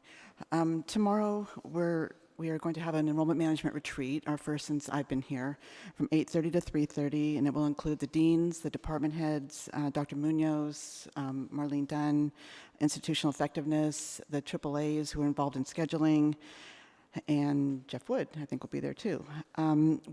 Several of us went to 3 different trainings over the summer or the late spring. The biggest one we went to was a 4-day training at Claremont, and 5 of us went, Michelle Grimes-Hillman, who's here, and myself, and 3 faculty members, 3 department heads. And we've put together this retreat. We've spent hours and hours and hours putting this together, along with Brent Gilmore. And so what we're going to do at this retreat is we're going to talk about how we're funded. What is an FTS? How is it calculated? What happens if we lose students between the first day of school and census, which is when we're paid? What happens if people add 1 or 2 students in a class? What's the impact to us? We're also going to talk about the different attendance accounting methods, how we're paid on weekly, daily, alternative, and positive attendance, those depending on what type of classes we offer. And most importantly, we're going to be looking at efficiency. We have FTES targets now and efficiency targets. And we'll be introducing those to the department heads. As people schedule now, they will have an FTES target and a bank of full-time equivalent faculty, a number. And as they add classes in, their FTEF, their bank will go down. And so they'll have to figure out how to use their FTEF to the greatest advantage. And so it's really very important that we do this because the vast majority of our funding comes from our FTES, and even with the funding formula change, although it will go down significantly, it still will be the primary source of our income. We'll also be looking at the art of scheduling for the benefit of students. And we have a number of activities. Brent created an FTES and FTEF calculator, so they'll learn how to manage that calculator. We have numerous activities. They'll be doing calculations. They'll be looking at fill rates. It's going to be a very full day for them.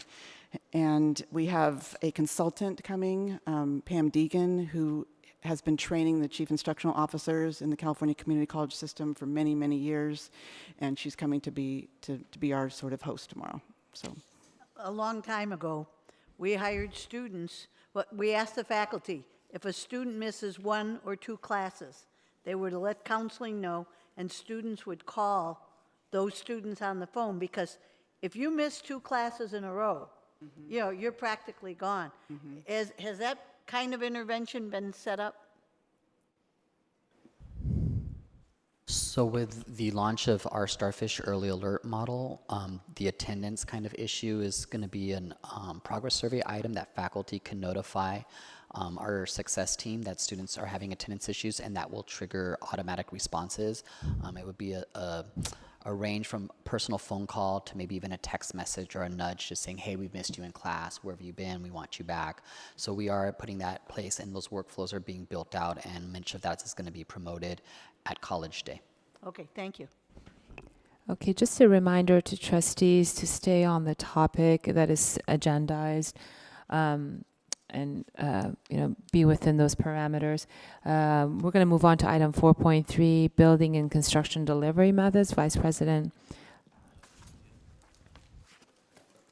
I had some questions on the online college that I was waiting for. I thought I was let other people go before or not. Is it something that can wait until the next report, or do you want to ask it right now? Well, yeah, I get just. Chair well, it's recognizes relevant. Trustee Ntuk. It's okay. So who's going to teach these classes online? Are we going to have to be concerned about getting picked off our faculty to get paid more to do the online? Is there going to be no faculty and purely supplemental instruction packets to get filled out online? What's the ultimate delivery model, and what's the impact going to be on our faculty with this online community college model? My understanding is that the curriculum will be bought off the shelf type curriculum, where faculty will be hired essentially to facilitate it more than actually create it. And yes, they could presumably pull from our faculty, because people wouldn't have to necessarily live in any particular place. All of this remains to be seen, how successful they are with it, whether they're able to really even pull it off. I don't know. We don't know the answer to these questions. Do they give any indication of the timeline? That I guess once this new board and CEO get appointed and adopted, that at that point they would look at. Well, we know an the interim two update? programs they want to start with are the 2 that I mentioned, the information technology and the medical coding. Those are what they say they're starting with. They haven't announced any others. So we don't know what the impact of those 2 will be. They will be aligned with another college, I believe. But yeah, it's the rules seem to be a little different in terms of the calendar and the way curriculum is developed. Everything is different than the way it is for the other 114 colleges. And last question, like I noticed we don't have an ADT for engineering. I don't think it exists statewide. I didn't see it as an option. But are they going to potentially move into that realm of programs we don't offer right now? We need to be concerned about.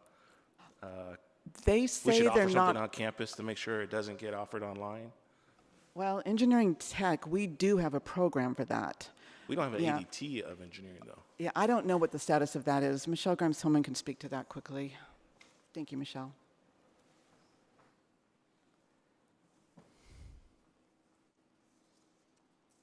Because of the unit values in transfer degrees being limited to 60, it is not possible for the state to create a transfer degree in engineering because the unit values are higher than 60. So there was lots of conversation across the state about whether they could actually create a true engineering transfer degree.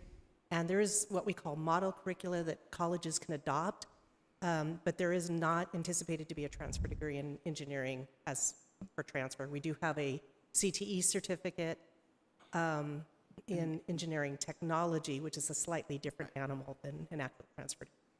The online college goal is to be CTE, and they have claimed, the Chancellor's Office claims that there will be no competition with the colleges or with the online exchange that exists in the state of California, where we all sort of share curriculum with each other, and that the online exchange that exists today is really focused on transfer students, where the online college will be focused on CTE only. So whether that will actually play out in the long run, I don't think we know yet. Okay, and I just thought of, as a former engineering academic advisor, usually it's the math classes and calculus, and then it's the labs. And if the labs go online, that's kind of, I think, the big holdup of those two areas. But, all right, thank you. That's all I had. All right, we're now moving on to item 4.3, building and construction delivery methods. Vice President, Business Services Marlene Dunn will introduce Interim Director, District Facilities Medhani Ephraim to present information about building and construction project delivery methods. Welcome, Medhani. Thank you. Thank you. Medhani and team have put this presentation together in a response to a request from the board to have more information about building and construction delivery methods. So as when we move forward with our phenomenal bond program, we can do so with a greater shared understanding. So Medhani, please take it away. Thank you, Vice President Dunn. Good evening, Superintendent President Dr. Mali, Board President Sunny Zia, members of the board, thanks for having me here today. And I can't remember who it was, I think it was you, Board President Sunny Zia, to say, hey, we kind of need to have this presentation again. It's been a while, and I totally agree, and I appreciate you bringing it up to the, to discuss it again. So today, again, my name is Medhani Ephraim. I'm the Interim Director of District Facilities for the Long Beach City College here. I want to share with you the different delivery methods used in the construction industry and share with you the ones that we use on this campus and why we use them. So we'll move forward. So a quick agenda here. One thing I want to discuss is the factors that we consider when deciding when to when we choose a delivery method.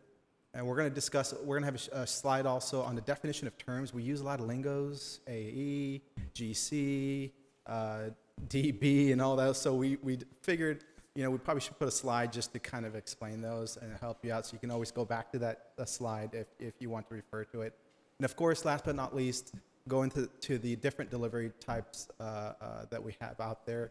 Design, bid, build, lease back, construction management, multi-prime. And at the end, of course, design build. So I'll go ahead and get started. Factors to consider. I think it's important, every district is unique, whether you're a community college, whether you're K through 12, to know the kind of staff you have, the amount of staff that you have. This is not just in the facility staff, this is also in the contracts area. In our case, it's Bob Raposa, the interim Director of Business Support Services, and his staff. So we have to factor all of that in. The level of district control the district desires. That matters with which method you select. The ability to make early and quick decisions, because some methods require that, and we want to make sure that our staff, the district staff, is able to respond quickly on some of these. Time considerations, some go faster than others. The complexity and size of the project that you're working on, obviously. That is a huge factor in our eyes. And also the type and size of contractors you want to attract in some ways, depending on, again, to the previous bullet point, depending on the complexity of the size of the project, you want to factor that in as well.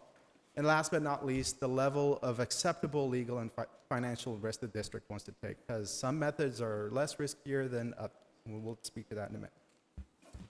And this is the sheet, slide 4. You can always reference back to. I won't go into the details of each one of them. If you have any questions, let me know. But you can always reference back to these. We're going to use pretty much most of them most of the time. So the first delivery method is design, bid, build, and it's I would say probably the one used the most in the construction industry period in K through 12 in community colleges. It's the most I think easy, understood, well written, and so it's not hard for districts to manage and put out. So let me define it as it's written here. So design, bid, build, also known as DBB, contracts. So the project design and construction are separately between the architect and construction firm, breaking down the delivery process into 3 phases: the design, the bid, and the actual build itself. So pretty straightforward. The district would select an architect / engineer, or A&E. And at that point, once we have a set of 100% DSA-approved documents, we go to bid.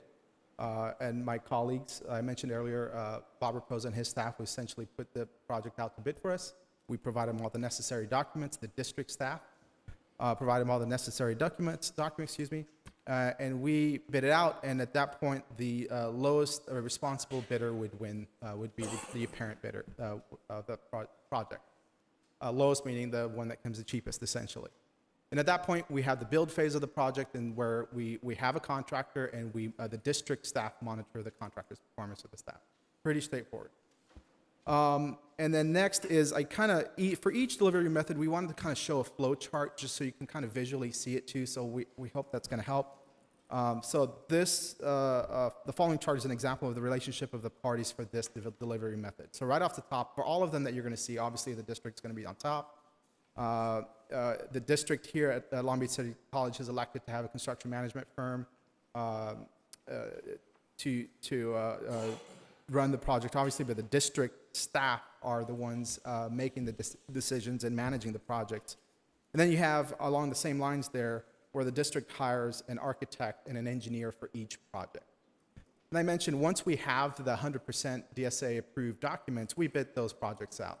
Once you have a general contractor who's the lowest apparent bidder, everyone under that general contractor falls under, for example, the subcontractor falls under the GC.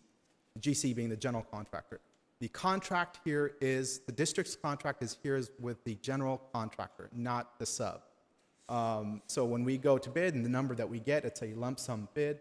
While they provide us who the subcontractors are, the mechanicals, the electrical contractors, they list them out, but they don't list out the cost per. We just get a lump sum figure. So advantages and disadvantages. This is another slide we added for each method, I think, to be helpful. Advantages, I think, in our opinion, in research that we've done, staff has done here, it's probably the best defined in public contract code.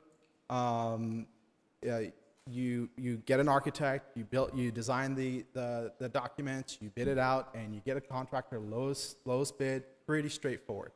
Now, during construction, do you run into problems? Of course. I mean, that's just part of our industry that comes. But as far as bidding the process out, pretty well defined. And obviously, in this case, since the district gets the architect and engineer separately, they're also representing the owner. And we mentioned this already, but it's a competitive bidding that results in the lowest responsible bid. Some disadvantages, and these are somewhat obvious, but I think we do need to state them. There's very little collaborations with the GC and architect, obviously, because the GC doesn't come until after the project's been bid. That being said, the architect is still involved during construction, but at that point, the project's been bid, so there's no opportunity necessarily for the GC to provide their input. So it's somewhat of a negative impact, because a lot of times they do provide good input. which can maybe something we missed, right? That could mitigate a potential change order or whatnot. Owner bears the liability for anything that's missed, whether it's unforeseen conditions, which on a lot of our buildings, in some cases, they're old buildings, we do run into those sometimes. Historically, what we've seen, not just here on this campus, the project tends to run longer due to the sequential process that doesn't allow you for overlapping in some of these. For example, if you wanted to demo the building while you're still designing, you couldn't do that because you still haven't bid out the project yet. So it allows you to finish these in segments, so which kind of prolongs minimizing the overlap. The bid docs must be thorough and complete. You're probably wondering, why is that a disadvantage? That's definitely, they do need to be, but if they're not, that can raise some issues with the contractor in the way of change order. And what we've seen, it's just inherent to the way everyone's positioned, for lack of a better word. You have the architect and engineer on one side, and you have the contractor on one side, the GC on one side, and then you have the district. So you tend to have some finger pointing that tends to happen. That's just inherent. So the district has to manage that, and we try to control it as best as we can, obviously. But that tends to be more inherent to design bid build. So on to the next delivery method, lease back. And this is extremely wordy here, but I intentionally kind of put it there because it is one of the most, for lack of a better word, confusing, not the most, I think the other word I use for design bid build is it's very clear and you can understand it. This is probably the least clear of all the delivery methods that we've seen in doing our research. So in short, just to give you a definition here, there's some history in the state of California on this delivery method with K-12 and community colleges. A district essentially, when it first came out, a district essentially can lease a space, and I'm going to read this verbatim here, just the first paragraph. The district can lease property it owns to a builder developer for as little as $1 a year. And the builder, by the way, can be a person, an entity, an organization, a contractor too, right? They can lease that space for them for $1 a year, and that developer would in turn do the construction project on the site and would lease the facility back to the school district for an agreed amount of time period. That is, it sounds clear, but it's not that clear. So I put the section, the education section code there. Just if somebody wanted to read it, that, believe it or not, is just 2 sentences, and it's I had to read it like 8 times to get through it. But we've had to do some serious research about this, even in the past, to truly understand it, to see if it's a good fit for us. This method for community college has not been used as much because of its inherent history and some litigation in the past, where districts have used this, both K through 12 and community colleges have used this, but it's had its issues. It's gone through different iterations, both in the K through 12 and community colleges, and I'll speak to those in a minute.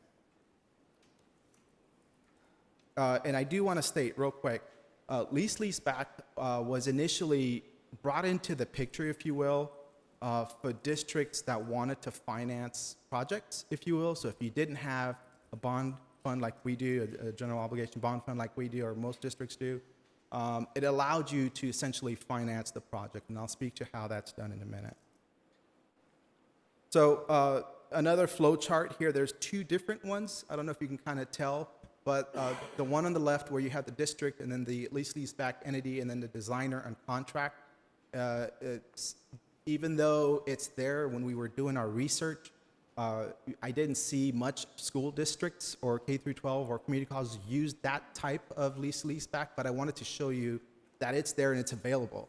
But the ones that I've seen districts use is the other one on the right, where you have the district basically brings in an architectural firm and also brings in a lease-back entity. And then they essentially start the construction project.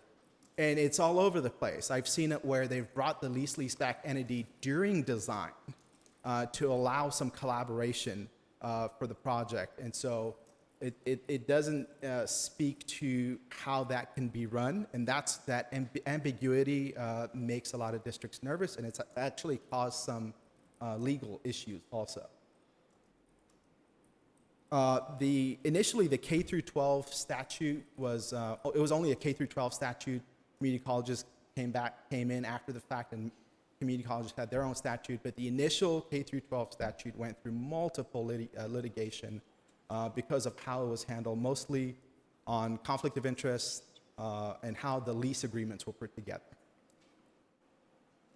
So advantages, disadvantages. So advantages is the tight schedules can be maintained so that you can have an agreement with the leaseback entity and then agree on a, if you will, on a time period and in advance before you write the contract, if you will. I mentioned earlier, it allows districts to finance project. This is where the leaseback portion of the project comes in. But this, again, is where some K through 12s in the past have gotten in trouble. I'll give you an example without stating the district that was in litigation. There's been multiple districts that have been in litigations on this. But the initial one that caused the big flurry, if you will, was a district where they procured a leaseback entity. How that was procured was another issue. That was an issue in of itself. But also how they leased the space, essentially. Their agreement was to do the lease back during construction. And somebody essentially, as a form of progress payment for the project. Somebody clearly just challenged that and said, wait a minute, you're not even leasing the space. That's construction work, right? So somebody challenged that, and that essentially began a whole onslaught of different litigation, court cases, different ones. And also how the lease back entity was procured, that was an issue.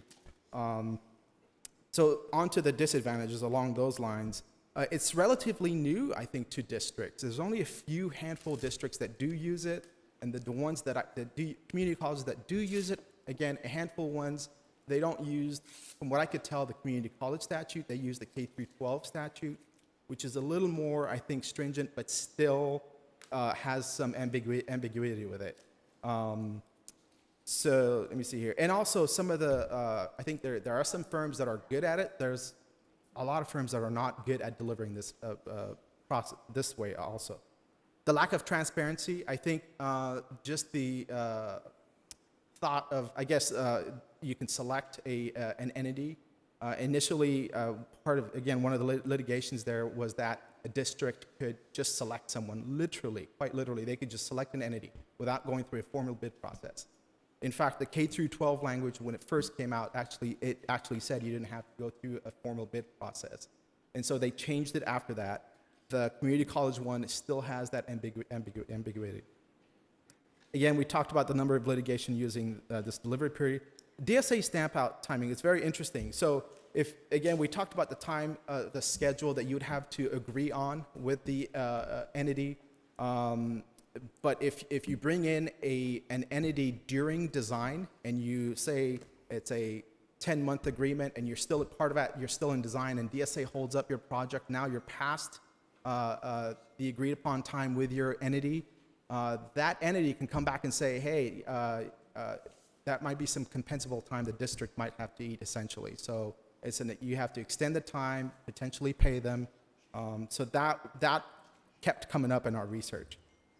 The next one is interesting, possible validation action. Because of all the litigations, a lot of legal came back and said, you know, because of all the legal ramifications that districts are going through now, as weird as this may sound, it may be a good idea to actually go through, you know, you suing yourself. And that would be, it's a, I know, but it's a process that actually goes through a public hearing process also. And in my research, we found that some districts did do that and actually were challenged and complaints were made, and they actually went back and actually changed their delivery method. Again, infrequent usage by community college. And then the final finance fee, you know, as it pertains to Long Beach City College, we saw that this delivery method would not work because of that reason. While we have a major construction program that's funded by the general obligation bond, why would we want to spend monies and pay finance fees on that using bond funds? So that was a big red flag for us. So part of what some districts were mandated to, not mandated, but were instructed to do by their legal is say, you have to pay a lease payment, but you have to do it at substantial completion or completion, and do it for at least 1 to 5 years with a finance fee to show that that's the lease back portion. So the districts are going that avenue too. So when the research that we did, almost every district was doing it differently. All right, CM multi-prime. I'll go straight to the graph here, and hopefully you can see it. And in this case, essentially, think of the district. You still have the construction management team, and then we still acquire the architectural firms, same as the design bid build. But when we procure or when we go to bid, we are bidding each package independently. The district would act as the GC.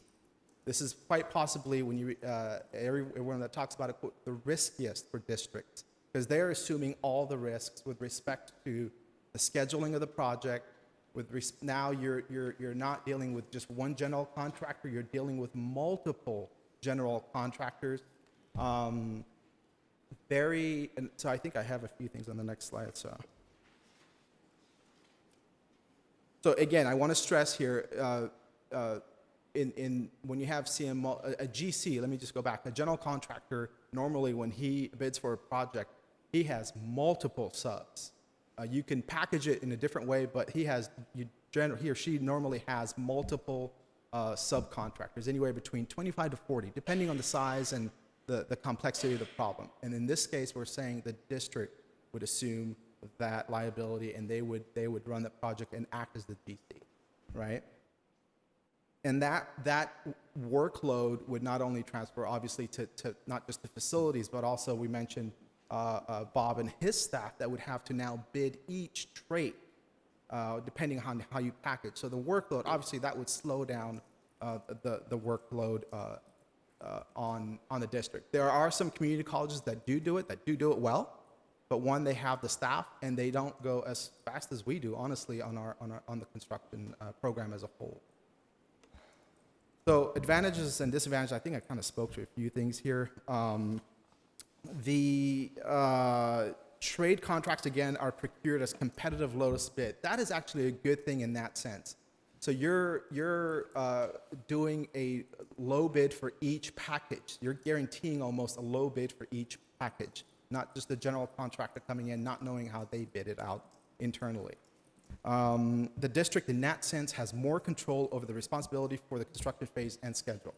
That comes with liability also. The district has the ability to rebid a single over budget package. So if you had the mechanical came under budget, perfect. Electrical, you bid that out, and that's over. You're like, I don't like that. I'm going to rebid that, right? So that allows you to do that, right? But then again, if you might be delaying the project by doing that too. So it's like a double-edged sword. Mentioned here, the district owner has more flexibility of bidding and scheduling, allowing for multiple phases. You can package these with a mechanical, electrical, and plumbing. Then again, that's almost like a GC that might take that on too, so you want to be careful with that. Using multiple bid packages levels the playing field for participation by local trade. I think it's critical to state that we don't know a lot of times how the general contractor, if it's a design bid build, how they're going to their subs and bidding it out. So that's critical, whereas this allows you to do that. And I'll try to speed this up here. The district, on the disadvantage side, the district manages and is responsible for all the construction phase schedules, which puts us at risk. And I'll try to, let me see here. So the price is unknown until you finish all the packages bidding. Not a single contract bond pricing, so design bid build, you're doing one bond. Here, you're dealing with multiple bonds. So if one goes bad or all goes bad, you're dealing with multiple bond surety companies. So I'll try to move the slide here. So next slide here is the final delivery method is design build. It's a procurement where essentially you still have the district and you still have the CM, but you now have what we call a bridging architect. And at the bottom here, when this is bid out, you have a design build entity. The design build entity, essentially, you have one contact The architect, the engineer, the contractor all fall under that umbrella, right? Which is a huge benefit for obvious reasons. We bring in the bridging architect to essentially create the beginnings of, or even finals of, a schematic document that really tells the DBE how high is the ceiling going to be, and a very specific document, and so it allows the DBE not to come in and build a building that you don't want, right? Along with what we call the design district standard documents that we have, over 2,100 pages that we have, very detailed document that says what kind of chair you're sitting on, and it's very specific, and so they don't bring in their own stuff, right? So the design district standards, along with the bridging documents, are critical for a design build process. If you do not have those two, it is recommended that you don't use this process. But we at this district do that very well, very detailed. So again, the design build entity brings in their own firm, their own subs, and during the design, they actually bring a lot of times the the subcontractors to involve them in the design. That's what we really like about that. It involves them in the design of that process. So come construction time, there's no surprises. Everyone knows what's going on. I'm gonna try to go through quick and stop yapping. So the next phase here is speaking to essentially the process of the design build that we go through. The project team determines the delivery method. In this case, project team consists of facility staff, the director of facilities, deputy director of planning construction, our business support services, which includes all the contracts team, and obviously the vice president of business support service, business service, excuse me. And then whatever decision we take, in this case, if it's design build, we take that to the board of trustees for approval. And once approved, we procure a bridging architect to start that document. Once we have a bridging architect, we start the RFQ process. And that RFQ process, we normally get about, for the projects that we've done here on this campus, about 8 or 9 submissions, which is a pretty good deep pool to go by. And that process in of itself, we're looking at design build qualification experience, the budget and scheduling compliance experience, very general information on what kind of experience they have. And at that point, once we have that, we score them based off of those items I just mentioned, and we select the top three scorers. And at that time, we go through the RFP process, which is a much more detailed process where the 3 top DBEs essentially go through a presentation. They submit essentially what we call a schematic, really phase level, deep level document set for us. And at that point, we go through a selection process, which involves the district staff that I mentioned on selecting the folks, which includes price factors, technical expertise, life cycle costs, skilled labor force availability, safety record, design excellence, project management, and schedule. And the most important part of that being 35% the cost of the project. So that holds the most weight. And so far, the ones that we've seen have been, everyone that we selected have been the cheapest, which is good. Disadvantages, we talk about it real quick. Single point of contact, often the fastest delivery method because you can sequence the project a lot. Teamwork between the GC and the architect, which reduces the risk. It's shifted to design build entity. Cost containment goes along those same lines. A simplified contracts and contract administration, because again, everyone falls under that one umbrella. Comprehensive district design standards, very key in this process. You have to have that. And then obviously the specialty trade subcontractors can participate in the design. That is key. The disadvantage, not really a disadvantage, but I think it's helpful, but also it is something that you have to have up front, the criteria program, which is the bridging document that we were just talking about. Limited design change. Once you make an agreement, you cannot make any changes. Changes outside the criteria document result in change orders. That's for obvious reasons. And obviously, I mentioned earlier, in this delivery method, district staff have to make quick decisions. So you have to be capable of doing that. All right. Great job, Manhani. So I think since I had asked for this report, I just wanted to thank you for the very thorough reporting. Perhaps we can consider maybe cutting it down in bite sizes for the future so it can percolate. But that was fantastic. I think it was great. It's better than having too little information. So I think it's fabulous.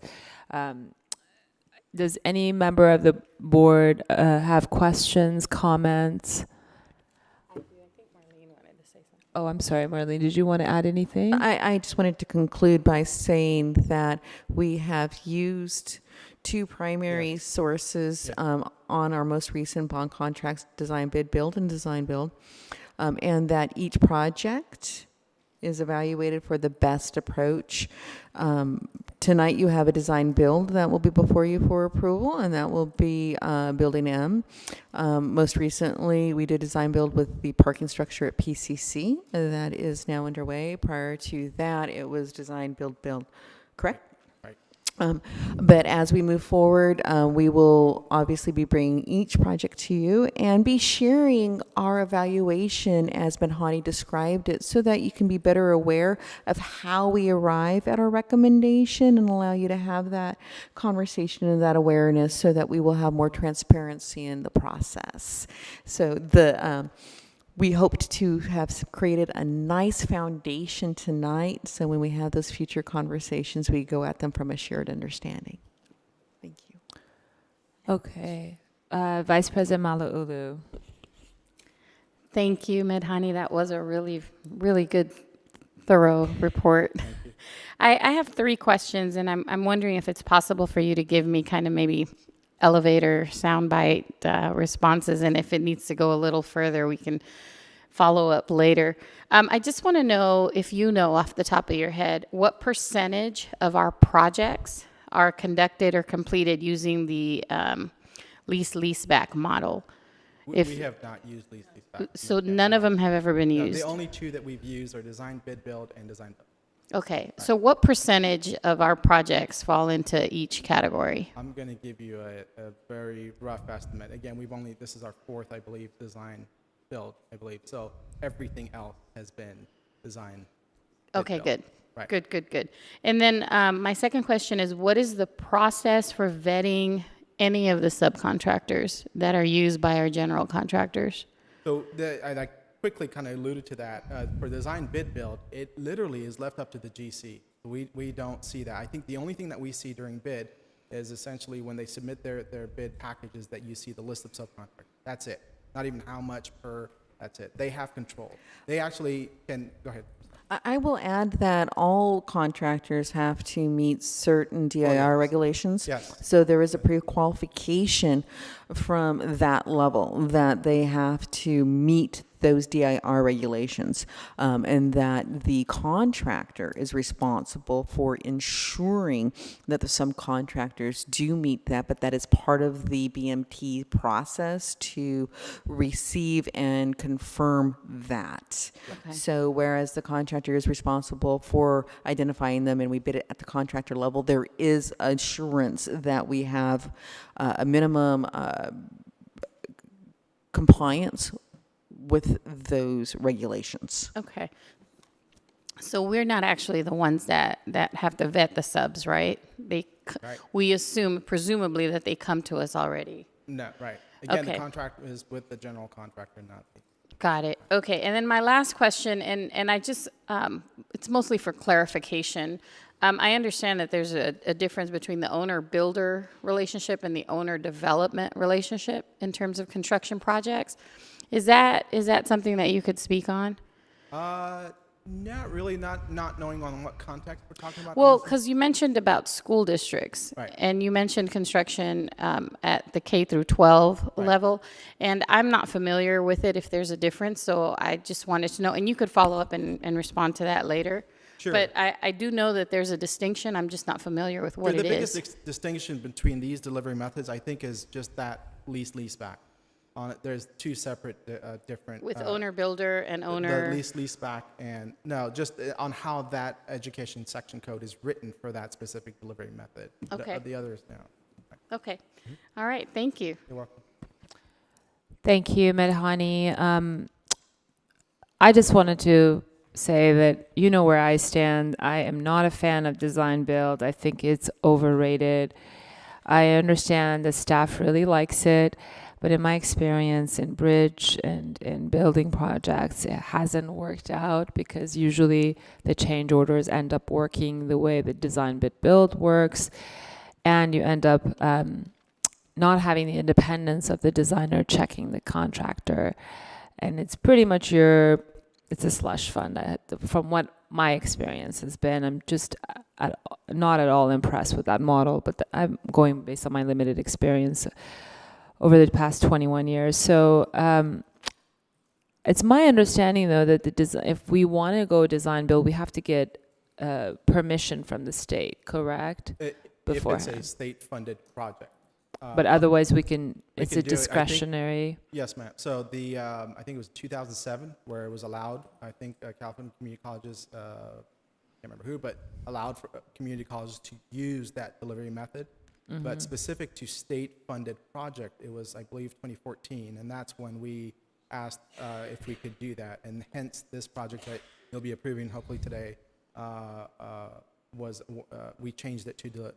But I think the asking is for the state-funded projects only. But I think we can use it just like any other delivery methods with using locally funded money. Okay, but is the staff's decision, or is it something we can come to the board? You guys can come to the board ahead of time and say, look, we're choosing to go with this delivery model, and get the board's Sure. approval ahead of time. I think that's kind of part of the discussion here today, honestly, as President Sunny Zia, is to have those discussions in the future, how we want to move forward and how with future projects as well. All right, so it's your desire to get direction from us. I would like to see specifically when it comes to design build or any alternative model that we use. I agree with you, the lease back is risky. Or perhaps looking at guaranteed maximum pricing contracting, those type of, or fixed price contracting where we limit the contractors that are change order happy or claims happy.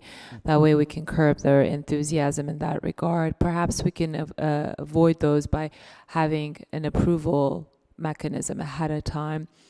And then also looking at the adopting a policy, a responsible bidder policy, where we pre-qualify contractors and measure them based on past experience, including their experience on change orders, submittals, claims, disputes, liquidated damages assessed, so that we can use that as a basis. Or if they were debarred, perhaps looking at publishing those debarred contractors, that we're not looking to do business with these kind of contractors, just so we can add an element of rigor.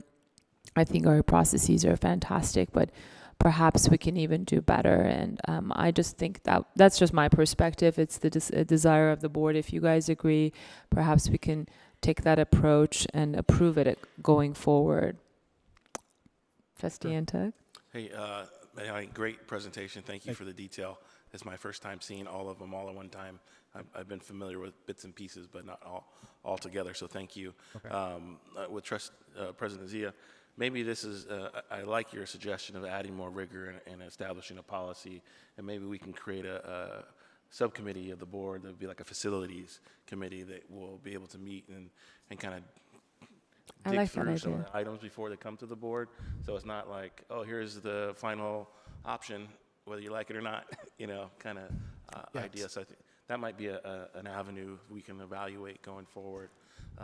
I did have some questions. Ben Hani, yes, so we've gone back and forth. Which one of our bond money or recent construction, what type did we use the most of either design build bid or design build delivery? With respect to the delivery method? Yeah. Design bid build, by far. That's the one we've used the most. Okay. And with that said, I would like to add that our most recent two projects for which we received state funding just out of this year's budget, so we're very excited about it, are design build. So on both of those projects, staff came before you, and in the process of the application to the state level, it was prior to that we had to make the determination, the approach for the project, because how it's submitted to the state is how we must build it. So if we had changed our mind on our own dollar, we could have done that. But once we got state funding, and we're talking, I think, a combined $30 million for these two projects, which again are the PCC parking structure and building M here. We were locked into that. And so there was a process where we had approval, resolution adopted, but I believe we can certainly increase the transparency and the involvement and the sharing of that approach as we move forward with future projects. Great. And then, in your professional opinion, what type would be best if we ever were to consider student housing? What type of design build or lease back, would any of them be applicable, or is there a type that's better under a student housing scenario? So in my opinion, lease back just has way too much risk. And I think a legal person could probably give you more specifics on that. But for me, what I've seen, districts are just having a hard time understanding it. Too many ramifications with that. With respect to the other design delivery methods, it depends. I think just the size, like I mentioned, we got to factor multiple conditions: the size of the project, your staff, the capability of your staff, and so forth. So I think it just depends on how big and all that. So it's not like, I think, an easy, I wish I could answer it, but. So it's not like if you build it on campus, it has to be this way, versus if you did something off campus, it had to be that way? No. No? Right. Okay. Cool. Thank you. No problem. Thank you, Trustee Ntuk. I like your idea of a facilities committee. Would you like to be on that committee? Sure. Okay. Perhaps you and I can be on that subcommittee as the only two engineers, although we can't exercise our role as engineers and we're trustees, but perhaps we can support staff. So with that, does anybody else have any questions, comments? Okay, we're moving on to item 4.4. Thank you, Medhani. Thank you very much. Faculty and staff diversity report. This will be a presentation by Jean Durand, our interim vice president of human resources, who will introduce Kristen Olson, our interim associate vice president of human resources, and Carolyn, and forgive me if I am absolutely mispronouncing your name, Trayton Shook, is that right? Interim Executive Director of Classified Human Resources, who will present the annual faculty and staff ethnic diversity report for Long Beach Community College District. Sure. So thank you, President Zia. So I just wanted to share, as part of our EEO plan process for gathering information and reporting on the district's employees and applicants, I introduced Kristen Olson, our Associate Vice President of Human Resources, and Carolyn Chrétien Shook, our Executive Director of Classified Human Resources, who will present to you our 2017-2018 annual Faculty and Staff Ethnic Diversity Report. Thank you. Thank you. Good evening, board members, and thank you, Jean, for the introduction. So I'm Carolyn Chrétien Shook. You didn't mispronounce my name. Thank you. So I will be providing you with information regarding classified recruitments. Kristen Olson will be covering the faculty recruitments. At the end of the presentation, we will be covering recruitment and selection strategies that we have implemented, and also what's pending, what's in progress. We're really excited about that.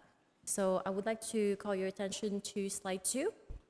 If you look at column 2017-18, please note that we have hired diverse candidates at a rate of 21% Black, African American, 32% Hispanic, Latino, Latinas, about 10% Asian, Native American, Pacific Islanders, and 8% 2 or more ethnicities, and finally 30% white candidates. So from 2016 to 2017, we have improvements in the area of hiring Black, African Americans, Hispanic or Latinos, Latinas, and candidates with 2 or more ethnicities.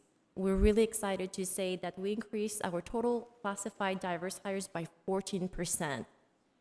This increase speaks directly to the various strategies we have implemented, which we will review on the later slide at the end of this presentation.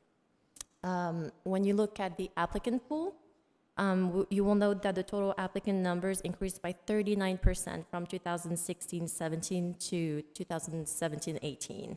You can see that the number of qualified applications increased in every single category. And these numbers reflect that we have significantly improved the way we advertise for vacancies and also streamlined our recruitment processes for applicants. Going to the next slide, current classified staff. Since 2012, we increased the diverse hiring by 7% over time. As such, we continue to make significant inroads in upward trends. Moving on to the next slide, longitudinal management recruitments, which include both academic and classified recruitments. The numbers indicate that the overall diversity went down from last year. However, you will see that within two categories, which are Black or African American and candidates with two or more ethnicities, diversity did increase. Going to the next slide, current management. Again, it covers both academic and classified. Same as the previous slide, the overall number did go down from the last year, but in Black and African American and Hispanic or Latino, Latina, diversity did increase. Thank you very much, and I will now turn it over to Kristen Olson. Good evening, board members, superintendent, vice president, and audience members. I'm Kristen Olson, and I'll be walking through the faculty recruitment. If you can turn your attention to slide 6 now, I'd like to call your attention to specifically column 17, 18. In reviewing hiring rates and trends, please note that we hired diverse candidates at a rate of 15% for Black African Americans, at a rate of 30% for Hispanic, Latino, Latinas, and at a rate of 15% for Asian, Native, Hawaiian, Pacific Islander. Overall, the percent of diverse hiring was at 58%, which is trending upward from 14-15. We used several strategies this past year for increases in diversity hiring. For example, one of the items that we did is we recruited much earlier in the year. We opened our postings in October and closed all of our postings by December, allowing us to capitalize on going into the market sooner than other colleges.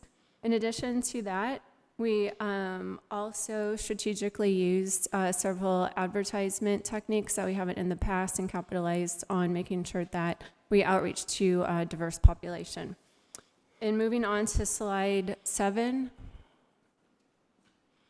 Again, the diversity of full-time faculty increased from 16-17 to 17-18, and the strategies, and we're working on strategies to even further increase this.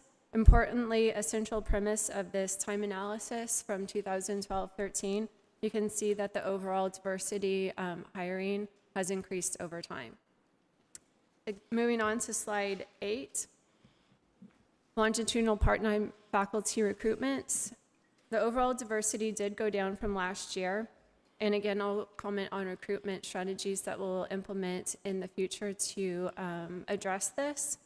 Notably, however, diversity in hiring numbers increased for Black African American, nearly doubling in its rate. And it also increased for Native American, Alaskan Native, and it increased in our category of 2 or more, which we have not reported on in the past.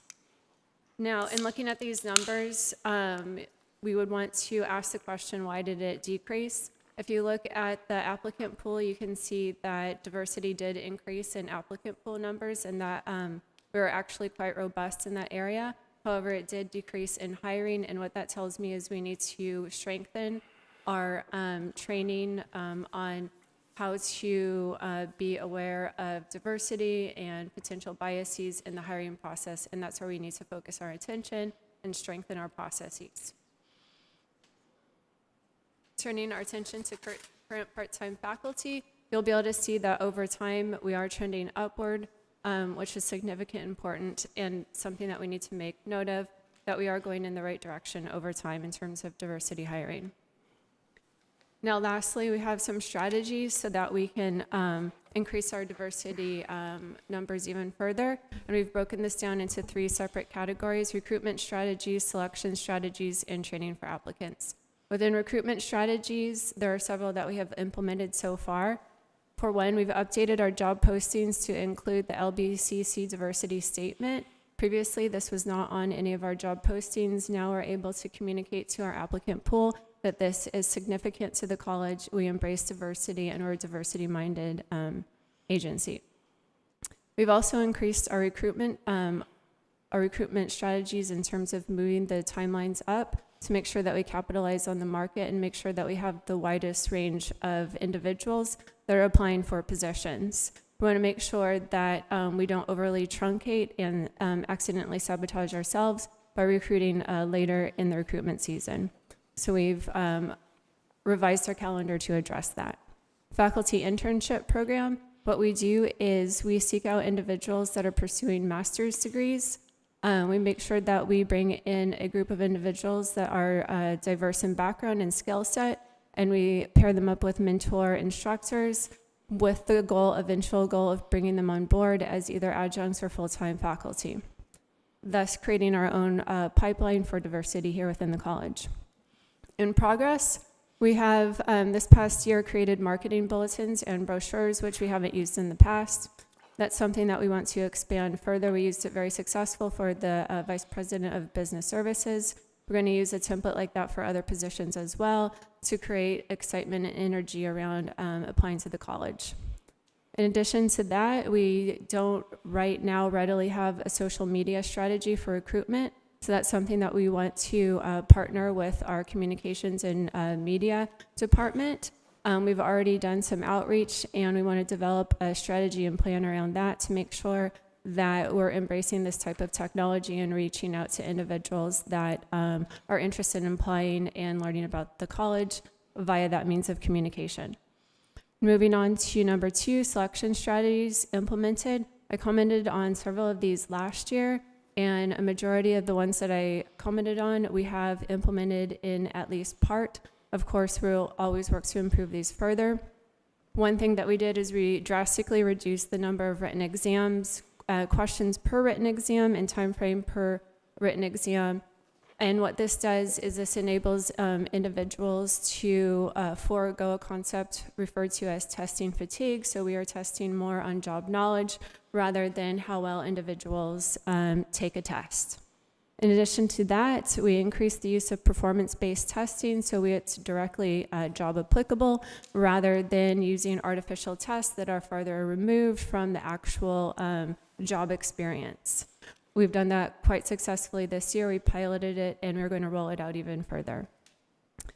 Another thing that we're doing is we're training interview panel members on diversity and bias awareness, as research has shown that when individuals are aware of that, the tendency for scores and hiring decisions to be reflected based on actual qualifications rather than implicit biases is something that assists in increasing diversity numbers. For example, a major bias that individuals do have that research has shown is similarity bias. Individuals tend to select individuals that are similar to them when they may not necessarily be the most qualified. However, when you educate individuals on that right before they make a hiring decision, that decreases that level of bias seeping into the selection process, and you are able to select a more qualified individual without the bias encroachment. In addition to that, what we are working to do is inform applicants on subject areas within the exam, again, so that we are focusing more on what individuals know and the job knowledge rather than their ability to take a test well. The next one comments on that too, create module-based testing rather than having a hide-the-ball scenario where trying to trick individuals. You actually formulate a test or an interview so that the content area is similar before you move on to a new content area rather than mixing it all together, because every time you do that, an individual has to think about it, recalibrate it, use mental energy to figure out what's going on, thereby allowing testing error to seep into the overall process, which we don't want to do. Ensure that panel members are reflexive of the college diverse workforce.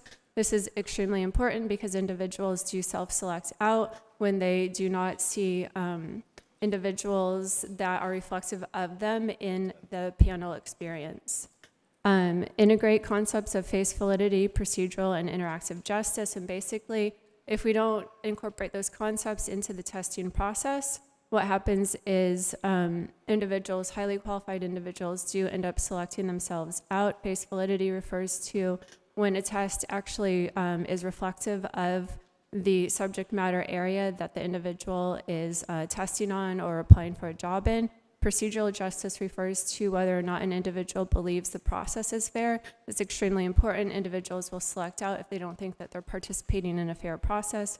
And interactive justice is the interactive experience with the panel member, something that the candidates feel that they can relate to, were treated well, and were responsive throughout the process. In progress, one thing that we're doing is we're working to implement online testing so that individuals will have experience with the testing environment, and they'll be able to negotiate this experience better. And again, that will ease testing anxiety, et cetera, so that we're more focused in on making sure that the test is actually reflective of true abilities. Moving on to the training aspects, in progress, we're working on all of this for this year. And a lot of this has to do with building our own pipeline, is interview training for our current employees, resume and cover letter workshop for our own internal employees, and a promotional development academy so that individuals will have maximum opportunity to be successful in the college and promote if they wish to do so, thereby capitalizing on our own diverse workforce. Thank you. Thank you for that very comprehensive report. Trustees, do you have any questions, comments? I just want to bring to your attention, it is 7:45. We have a second closed session. We have not gotten to consent yet. So please, if we could be judicious with the timing, I'd really appreciate it. With that, does anybody have any questions? Vice President Malauulu? Thank you both for your presentation. I think it was a year ago this time when you presented, and I requested to see other ethnicities represented in the diversity report. So I appreciate the inclusion. I think I almost want to say it doubled. Am I correct that the ethnicities doubled in what was reported last year or was included in your report? So thank you for that. Of course. Trustee Ntuk? Hey, thank you. Wonderful support presentation. We usually used to meet on Monday nights, and it's great to see you on Tuesday nights back on the Personnel Commission. And I think it's great that we bring these type of things into the public and have a review of where we are. And it's really somewhat of looking at our system. How is our system working? How inclusive is it? Do we reflect our community? Do we reflect our student body? I think we're definitely making progress, but not quite there. I don't know if we'll ever be there. And it's of course with the, of course is not a word, but of course with Prop 209, we do have our limitations on what we can do. And it's great to see some of the strategies that have been implemented. I think we went back to our first Personnel Commission meeting when you got hired almost 2 years ago, talking through some of these, and it's great to see them be implemented and put into practice. Question I had is, so this presentation we have today, great. What's the policy that actually requires, or was it just at the request of the board that we had this presentation? And then also, what policy goes into the strategies that we're including and to make sure that we're inclusive? That actually predates me, so I'm not exactly sure about the history, but that is something that I can absolutely research and get back to the board on. So that's not, that would be very simple to do. So perhaps I can jump in. Sure, Gene. So my understanding is this is actually part of a process in our EEO plan, which requires that we gather and report on information on not only our applicants, but our employees based on categories. And this has been something that this district has done annually to report on that. And this report is actually incorporated into our EEO plan as well. Great. And then our numbers look like classified is meeting, exceeding, faculty, full-time faculty is improving, kind of stagnant on part-time faculty, and actually decreasing in management. Do we look at this as far as reevaluating our strategies at each of those levels to see it's working or not working? I know we've talked about required audits after interview panels to make sure there's not a group that's disproportionately impacted having at least a woman and a person of color on the interview panel. Do we have those policies in place, or is that just a guideline that we follow? Yes, those are guidelines. Those aren't actually policies, and we do analyze the situation. And I did actually touch on that when I mentioned this next year. I think we need to focus in on our training and our training programs, because it seems like numerically there's a drop off from the applicant pool to the hiring phase. So we need to focus our efforts there and see what we can do to bring those numbers up to be more parallel with the diversity within applicant pools. And then the question on training, does our training, who administers our training, or where do we get our training from? And does it also include LGBT training? The training is more of an overview, so it doesn't go into really specific categories in that respect. It goes over more of the biases, implicit biases, inherent biases, talking about how we are an agency that celebrates diversity. That's one of our values. That's something that's very important to us. But we don't necessarily get into the really specific and different categories. And that's training we created, or some outside agency does for us? No, it's a training that we've created. Have we looked at external agencies or professional organizations that do that type of training to see how we align? So I definitely think that's something that we could do that as a reference, but we should definitely do the training internally. Otherwise, it would be kind of cost prohibitive, because we do need to be able to do this training frequently, and we do need to be able to adapt quickly in terms of updating it and revising it if we find that there's certain areas that need, revision, improvement, et cetera, that type of thing. Okay. And then last question, I know the applying and taking the test and getting on the list is a very foreign policy to the general public, and I saw we have workshops internally.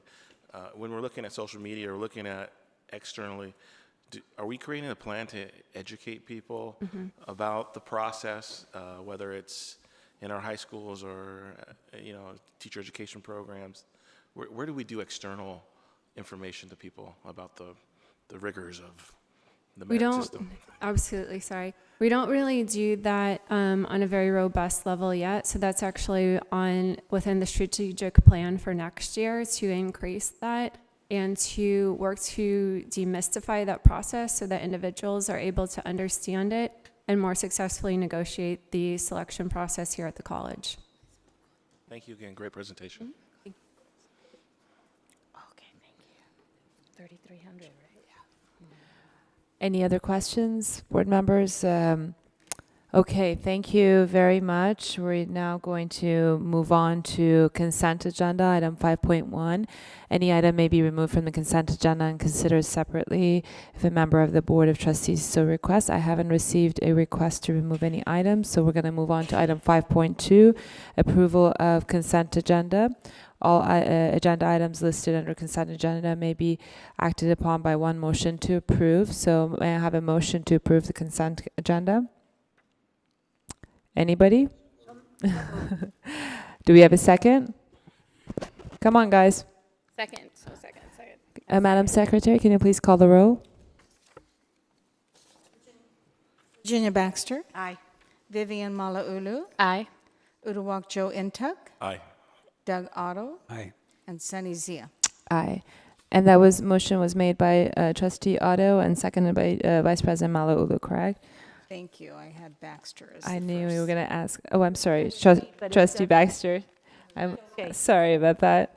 So, I excuse know. me, so who is it? I made the Trustee motion. Baxter. You made I had that. Okay. Thank you.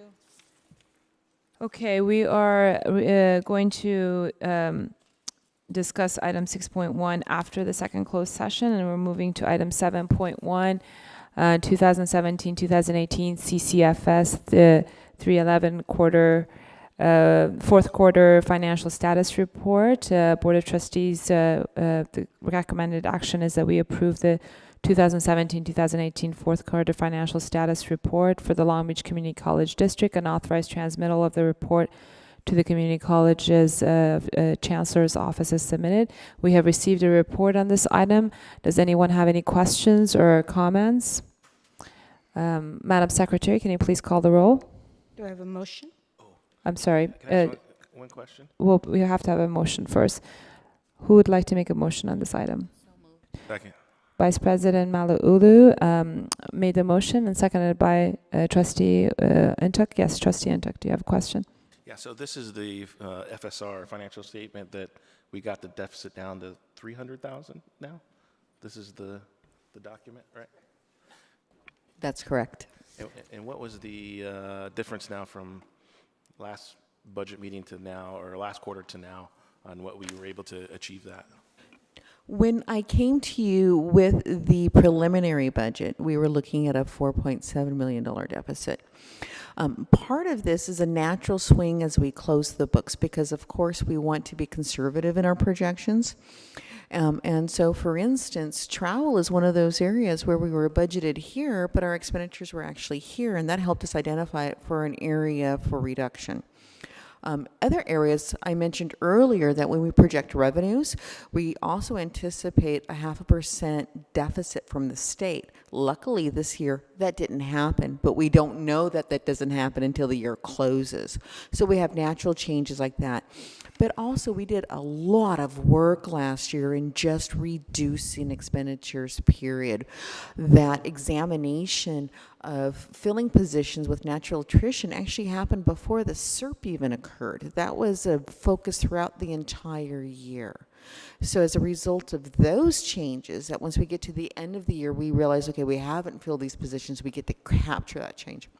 As we look forward into 18-19, you'll see us anticipate those savings sooner as part of the deficit reduction plan.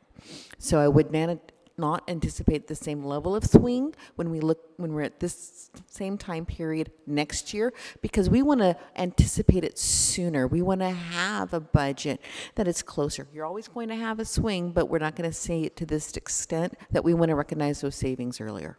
Great. And I know I've heard people perplexed on the changes from one quarter to the next.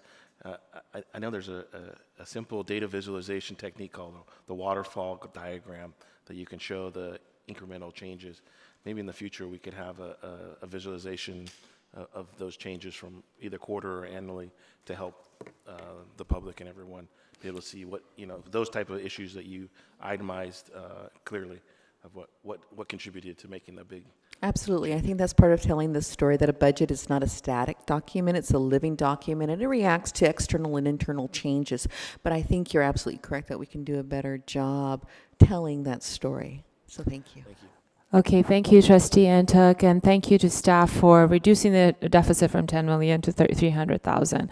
That goes to the leadership of our Superintendent President, Dr. Romali. With that, we have a motion and a second. I'll call for the vote. Virginia Baxter. Aye. Vivian Malauulu. Aye. Uduak Joe Intuk. Aye. Doug Otto. Aye. Sunny Zia. Aye. Item 7.2, award of design build services, multidisciplinary facility replacement buildings M&N. Their recommended action is that the Board of Trustees authorize the Vice President of Business Services or designee to enter into and execute the design build services contract and authorize stipend payment of $25,000 to the design build entity not awarded to the contract as submitted. We have received the staff report on this. Does anyone have any, may I have a motion? So moved. Is there a second? Second. Motion made by Trustee Baxter, seconded by Vice President Malauulu. Does anybody have any questions, comments? Call for the vote. Virginia Baxter. Aye. Vivian Malauulu. Aye. Uduak Joe Intuk. Aye. Doug Otto. Aye. And Sunny Zia. Aye. We will now move on to reports. Item 8.1, Academic Senate President. The floor is yours. Thank you, President Zia. I'll make mine really brief. Today marks the end of the summer session, so I want to thank the faculty and staff that have worked diligently during the summer, and I want to congratulate the students that went and took advantage of the summer sessions that we offered. Monday starts the fall semester. Next Wednesday, we have the curriculum committee who is going to be meeting, as well as next Friday, first week of school, we have the Senate meeting. So we will be bringing more items for this Board of Trustees to approve. Thank you. Fantastic. Thank you, Academic Senate President. 8.2, Classified Senate President. The floor is yours. Thank you. I want to report that we had a very successful retreat in this month, and we were able to cover how the Senate wants to communicate with a positive, consistent message with our fellow classified. We also had some training on how to create great communication emails, and how to engage through social media with each other and our students. President Romali came and led a great discussion on leadership. And we also discussed way that the Senates could recognize and award the great work of our classified professionals here at Long Beach City College. We also look forward to College Day and welcoming back our students next week. Thank you. Thank you. 8.3, Board of Trustees report. I will start with Trustee Baxter. Thank you, President Zia. I will make this a relatively quick report. First of Thank all, I you. want to encourage people to go to the art gallery exhibit entitled Complement. It's works by the LBCC adjunct faculty. It is from September 13th to October 25th. Then on Friday, I attended the Pacific Coast Campus Child Development Center pre-K graduation. It was so cute to see these young people who are going to go into kindergarten. Their parents, their grandparents, they sang songs, they got certificates. And I think when young people this age have a college experience, the parents are the students, not the children. It puts them in mind that they're going to go to college, and I think we can never start too young on that. So congratulations to the graduates. I also want to congratulate Mark Morano. He is one of 5 preschool teachers of the year for the whole county of Los Angeles. And he was at the commencement on Friday, and he reminded me of Mr. Rogers. He had on a bow tie, and he had on a vest, and he is, as far as I know, the only male teacher. All the rest were female, and I think it's wonderful to have a male role model for children this young, and so congratulations to Mark. And then on Sunday, I attended the NAACP meeting, which featured Chancellor Eloy Oakley, Sheriff Jim McDowell, Assessor Jeffrey Prang, City Prosecutor Doug Halbert, and Congressman Alan Lowenthal. And I want to thank Doug Halbert and Alan Lowenthal for saying publicly what a wonderful institution Long Beach City College is. And I was very proud of the fact that I'm going to say they're outsiders and not a member of the family, but that they recognize the significance of our contributions to the community. I also want to thank Chancellor Oakley, who talked about legislation that's been passed that he instituted over 10 years ago at Long Beach City College that is now state law, and that is not using standardized tests to place students into classes, but instead use their high school transcripts and their high school experience. And so this is made me proud that something that was started at Long Beach City College now is statewide. So that is my report. Thank you. Thank you, Trustee Baxter. Vice President Malauulu. Thank you, President Zia. Before I begin my report, I'd like to just piggyback on what Trustee Baxter said about the Mr. Morano. Morano. A couple months ago, I read an article. Here's a shock to you that boys tend to do better when they have male elementary school teachers. They tend to do better throughout their entire academic career, as opposed to having male teachers in the middle school or high school. It's the male teacher at the elementary school level that has the biggest impact on the success of boys throughout school. So there's a shock right there. Really interesting. I can't remember where I read it, but I thought it was great. And I actually just this weekend met a middle school algebra teacher who was a male who said, I asked him, I said, what made you want to do that? He's a big buff guy, linebacker. And he said, well, I had a really good math teacher when I was a kid, and I wanted to be like him when I grew up. So we kind of there. Anyway, I would just like to apologize for arriving extremely late to today's meeting. I can do many, many things, but I cannot control weather. I cannot control aircraft malfunction. I cannot control a crowded runway. So today I was kind of brought to my knees, and it was just unfortunate. I've been traveling, and the itinerary just would not. I went to a place that had 2 flights in a day and 2 flights out, and it is what it is. So I try to avoid travel on board meeting days as much as possible, but today it was just painful. And I would like to thank Superintendent President Romali for just being very, I was communicating with her, and just very compassionate, and you have a very mothering spirit, and I was kind of a nervous wreck, and you were just very soothing, so I appreciate that. The only thing that I have to report is that I was on campus a couple weeks ago working on a top secret project that we can't tell you about, but you have to be at College Day if you want to know what it is. So we were working on a project for you, and you will enjoy it very much, and you'll see it Friday at College Day. I am looking forward to this school year. I'm looking forward to getting to know all of our new faculty and staff members.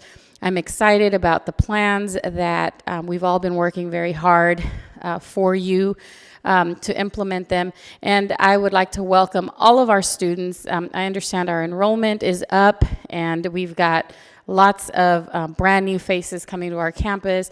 So I'm really excited. I hope everybody has a wonderful first week and couple of weeks of class, and a wonderful beginning, and returns energized and rejuvenated and ready to just continue being great here at Long Beach City College.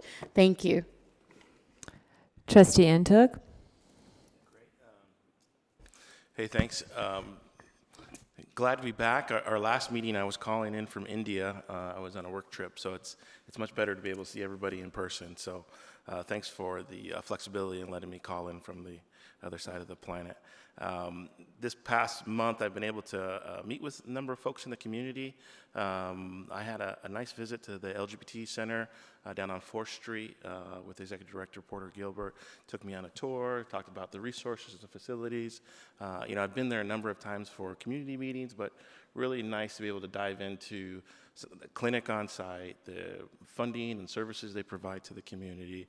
It was a really nice presentation, and kind of talking about opportunities to partner on campus, and what they can provide and what we can provide, and some of our mutual populations that we serve. So that was a really good meeting. I also had an opportunity to sit down with Long Beach Unified Superintendent Chris Steinhauser over coffee this past month, and talk about what's on Long Beach Unified's agenda coming up this next year. Excited about some of the programs that are rolling out. They're focused on small learning communities, the engineering high schools that are out there. 5 years ago, they only had one engineering high school. Now you have McBride, now you have Sado. They're looking at a new one in Lakewood. So there's a lot of, I think, opportunities for STEM partnerships in the future. Talked about the middle college program that I want to try to do differently in the future. So it was really good to hear from one of our local education leaders. Also had the opportunity to have a joint meeting with Dr. Romali and City Council member Rex Richardson, and talk about North Long Beach and the changing demographics, the needs of the community, some of the things that are happening. We've been calling the Uptown Renaissance of new library, new community center. Jordan High School is a $75 million rebuild. It's the biggest infrastructure project in a generation in our part of town. And really talk about what's happening in North Long Beach, and the opportunity that, hey, we've had the most growth, we have the most young people. That sounds like possibly a fit for our enrollment decline. That there's some opportunities there. So really exciting conversation and great meeting that we had together. And then lastly, I just want to close. I don't know if everybody saw the Press Telegram article about one of our alumni, Taryn Williams, who's starting at Long Beach State this next week when school goes back. She was formerly incarcerated, mother to 2 kids that came to Long Beach City College. Was kind of her place of a second opportunity, or they call it last chance to come back and do well. 4.0.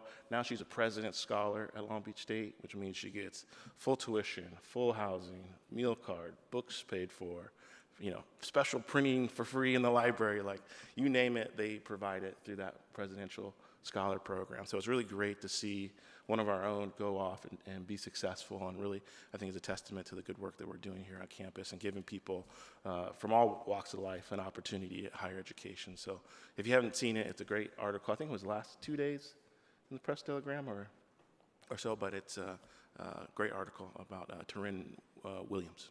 So that's all I have to report. Thank you, Trustee Ntuk. Trustee Otto? I'll be brief because we do have this closed session coming up. I wanted to thank Superintendent President Romali for following through on my request to do a agenda item on both the online college and the funding formula, which are very important parts of our future and indeed the statewide future, and to get those and to give us all a better understanding of that, I think is terrific. It's the beginning of a new year. It's exciting. Lots of things happening, and I'm really looking forward to College Day, I think. But we'll wait and see how that video comes out. But I mean, nothing. Never mind. That's all. Thank you, Trustee Otto. I do not have a report. I believe it's all been captured by Superintendent President Dr. Romali and the rest of the board. Item 8.4, trustee committee reports. We don't have any committee reports. Item 9.1, trustees may request or recommend future agenda items or reports, but only with the consensus of the board. So does anyone have any items to request for the future agenda item? You can raise it now. Anybody? Trustee Ntuk? Yeah, October is going to be LGBT History Month, and I'd like for us hopefully to do a resolution of kind of statement of our support of the month. I don't know what programs we have on campus for our LGBTQ students, staff, and faculty.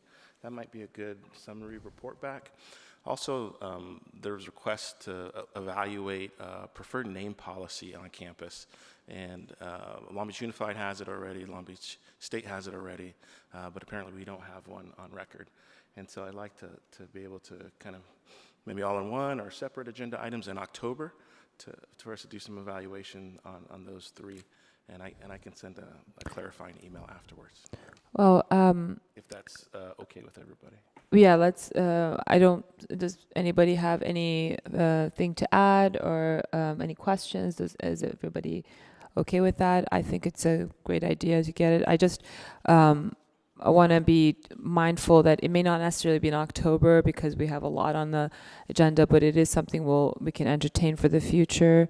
I believe silence is assent. I'm not hearing any objections. That's a consensus of the board, so we'll add that for future items. It just may not necessarily be October, but we can certainly look at that. At least if we can do the resolution. Right. But the second piece on the naming and, yes. Yeah, I apologize. That you might find very appealing. I think the Academic Senate and the unions and the Classified Senate might find that very appealing to go through their shared governance process as well and add further flavor to that I think might be very nice. We could do the recognition portion in October. Okay, fantastic. Perfect. Any other items? Okay, we'll now move on to item 10.1, public comments on non-agenda items. I don't have any cards for non-agenda items. We will now resume to second closed session.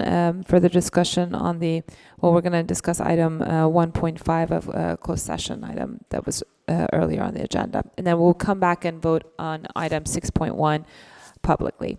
Thank you.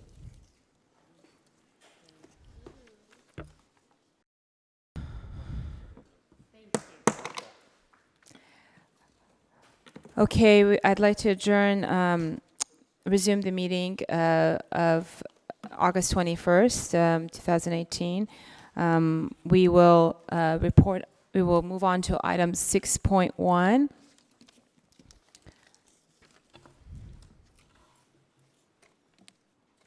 bear with me as I bring this up. Employment contract with Dr. Reagan Romali, Superintendent President. After the contract was posted, it was determined there was a portion of the contract that we needed to enhance in accordance with the employees' CalSTRS contribution due to recent law change. The president, myself, I have asked that the value of this contribution be added to our compensation, and the amount in question is $25,625 and would not change the overall value of the compensation package. And so with that, I'd like to entertain a motion to amend those portions of the contract that the board wishes to amend, including removal of the CalSTRS language and increasing the base compensation by $25,625. Do I have a motion? So moved. Second. Moved by Vice President Malauulu, seconded by Trustee Otto. I'm sorry, excuse me, Intuk. I'm so sorry.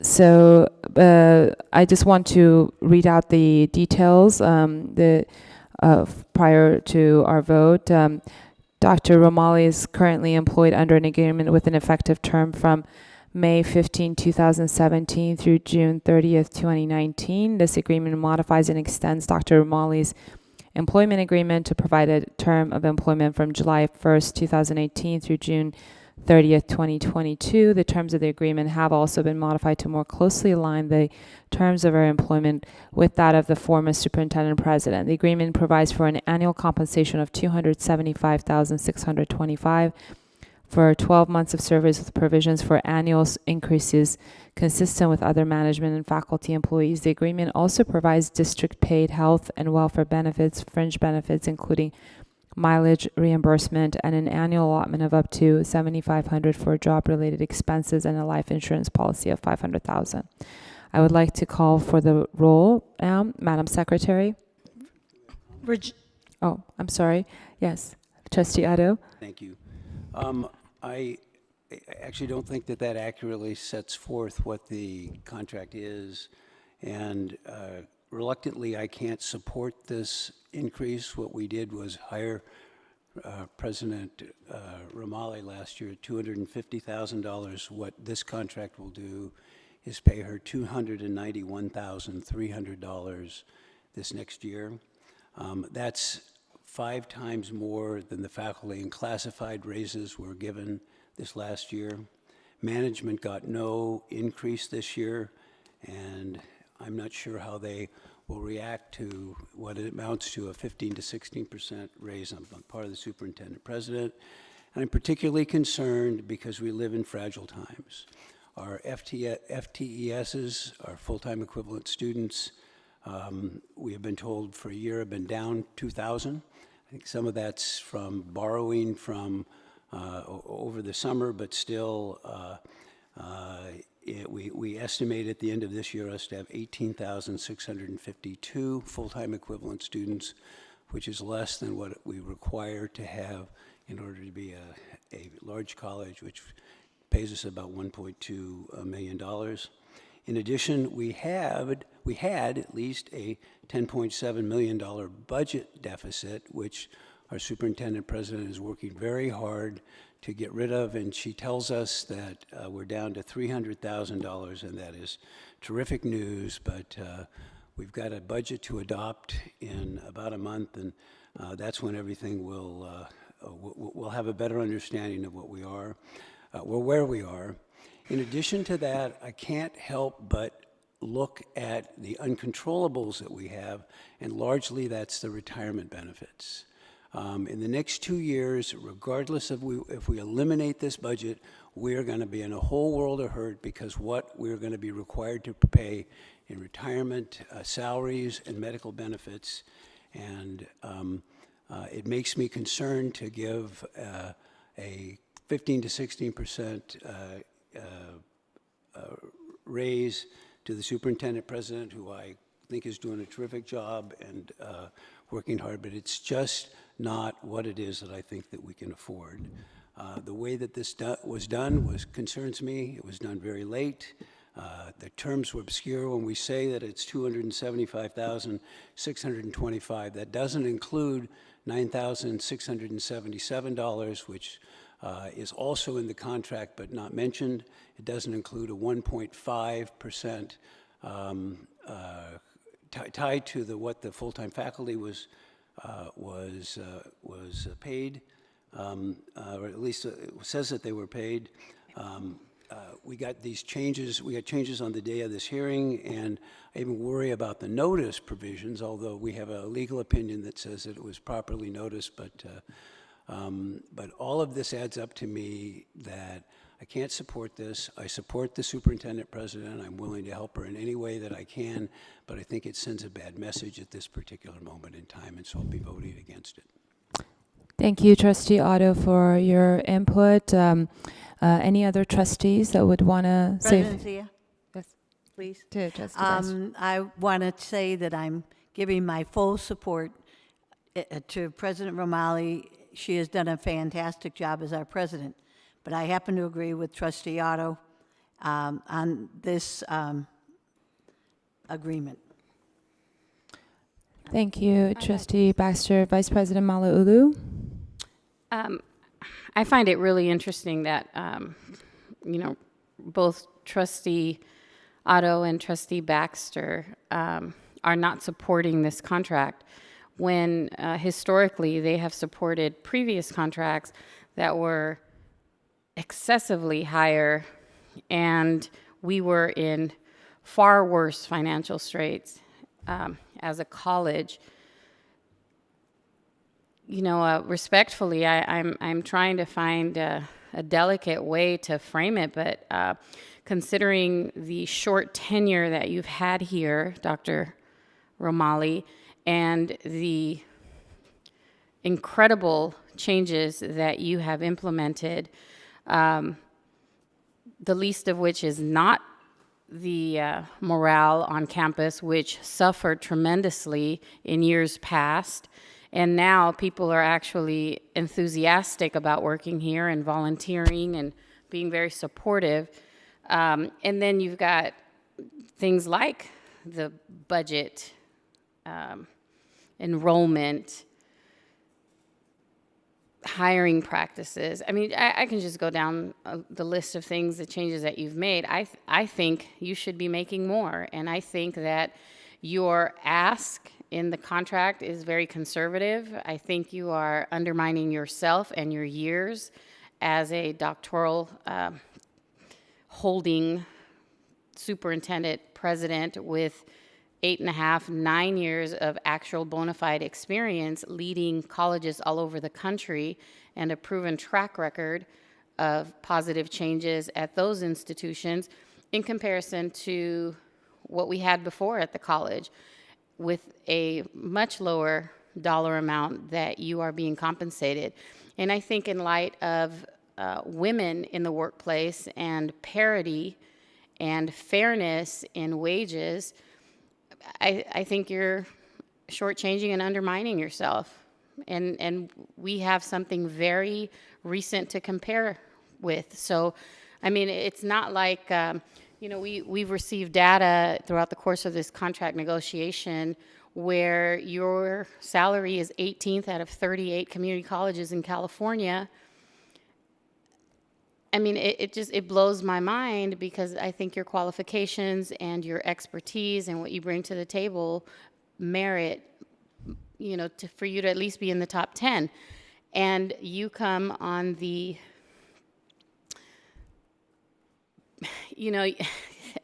I'm trying really hard to be delicate. I want to speak freely, but I have to remember where I am. But it's just, you're making so much less money than your predecessor, and you've done so much more in such a short period of time. And yet, my colleagues voted up a previous contract with less measurable, tangible, visible results. So here we've got data of the things that you've done, and they're not supporting your contract. And it's just, you want to talk about women in the workplace and parity and fair wages, look right in front of you and see what you see. I do think you are deserving of this contract. After seeing the data that we were presented with, I think you should be getting more. And I say that, you know, professionally and personally, and I look forward to the rest of what you'll be doing, you know, and additional changes, and hopefully we can revisit your contract and adequately compensate you for the, you know, more positive things that you'll bring to the table. I just want to say I'm happy to support this contract. I think it's fair. We're talking about a 15% increase of approximately $39,000. This moves you up from 18 to 7 in the rankings. It puts you at the middle range. This is not an excessive contract. This is not a LeBron James max out contract. This doesn't match the previous predecessor's contract. And I think it's, we're doing the right thing. You know, the turnaround that we've experienced in the last year is not by accident. And I know that's not going to come to an end tomorrow. There's so many good things on the horizon as far as the folks that have been hired, the planning that's going into place. You know, I'm very confident. I believe the 4-year term gives you stability, that you're going to be here. We want you to be here. We're coming up on our full accreditation. We need to have stability going through that process. And I think it's a very reasonable move, and I'm happy to vote in support of it. Thank you, Trustee Ntuk. I'd like to just dovetail on what has been said and just correct the record. I was here, and I was the only colleague that did not go along with the previous superintendent's increase. And I think it's shameful, absolutely shameful, that there's, and disingenuous, that there's an argument that this is being obscure. We've sunshined the contract, we've delineated, there's nothing hidden, there's no pension spiking, unlike the allegations that we've got from the previous superintendent president's contract. We didn't even bring the contract forward, and we had a Brown Act violation allegation, which went to the district attorney, and a pension spiking allegation. Let's not talk about obscure. I think it's distasteful that you're going there. It's distasteful the way that the treatment that I have witnessed. I think we need to send an absolutely clear message to the district as a whole that we believe in our superintendent beyond words, beyond the pretty words of, yes, we support you. Support needs to be significant, and it needs to have meaning. And I wholeheartedly support you, Superintendent President Dr. Romali. You have done great wonders. You have a doctorate. This previous superintendent president didn't even have a doctorate, and he was given 2 months off every year to go get his doctorate, and he still didn't get it. Let us not talk about the previous superintendent's contract and the amount of pork that was built into that contract. It was shameful, and I'm proud to this day and honored that I voted against it, while 2 of my colleagues who are not voting for this contract are voting against your contract. And I think I want it to be on the record. And for those of you who are going to watch this video, I encourage you to go back and look at the record. We had people, classified staff, who came up to the podium and said they qualify for food stamps. Meanwhile, we approved, with myself excluded, the incredible increases, the $15,000 bonus per year for the superintendent president, who, by the way, was not present at the college and kept going up and down the state on taxpayer dime on his expenditures and flagrant spending up and down the state into Washington, D.C., rubbing elbows with the people. It worked out well for him. He started with a $263,000 contract, and he was the highest paid administrator at $369,000. So I don't think it's absolutely unfair for us to take our superintendent president from number 18 at the salary ranking and number 35 at the term extension of 4 years, from 2 years to 4 years, to be somewhat in the ranking of where she should be, which is in the ninth ranking right now. So I do support this, and I am honored that you're at the district superintendent president, Dr. Romali. You have our full support. And with that, I'd like to call for the vote. Madam Secretary. Virginia Baxter. Nay. Excuse me. Vivian Malauulu. Yay. Uduak Joe Ntuk. Yes. Doug Otto. No. And Sunny Zia. Absolutely. And for the record, the contract is has been revised. It's available for the public, for anybody who wants to come and get it. It is available. So should we make that put it out there in the Probably open? updated on board docs. No, we don't. It needs. I will amend the motion with the language when you give it to me, but right now I'm going to put in as modified and submitted. Sure. Okay? Board Secretary, I just want to point out that there is a typo there, I already 6.1. corrected that, and then I saw your text, actually. Thank you. Do you Okay. So that did you record the vote? Yes. Okay, we will now adjourn the meeting. Thank you, everyone.